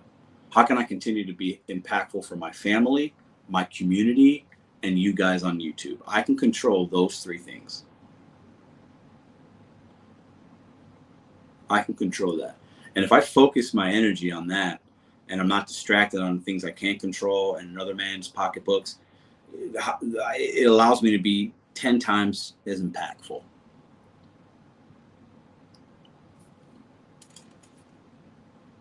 There are humane ways to handle it. Absolutely, there is. It's a problem. I don't want y'all to get it twisted. Some people are going to clip this and say, oh, Pedro said this crazy stuff tonight. I didn't say it wasn't a problem. I said in St. Louis, I don't see it.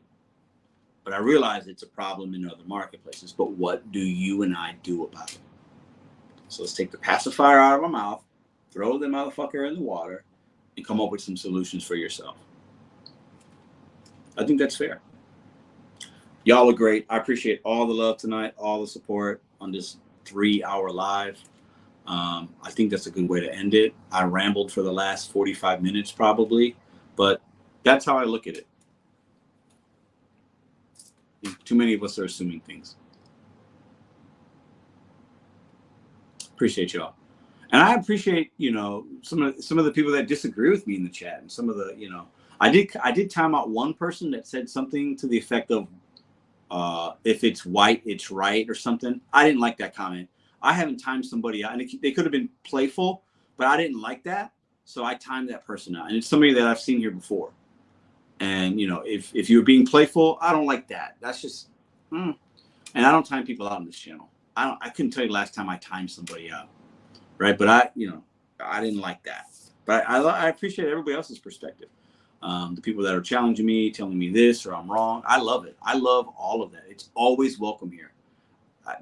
It's literally, this is a space where I want everybody to come and share a different perspective. I think we do a pretty good job of that. I think we did that tonight.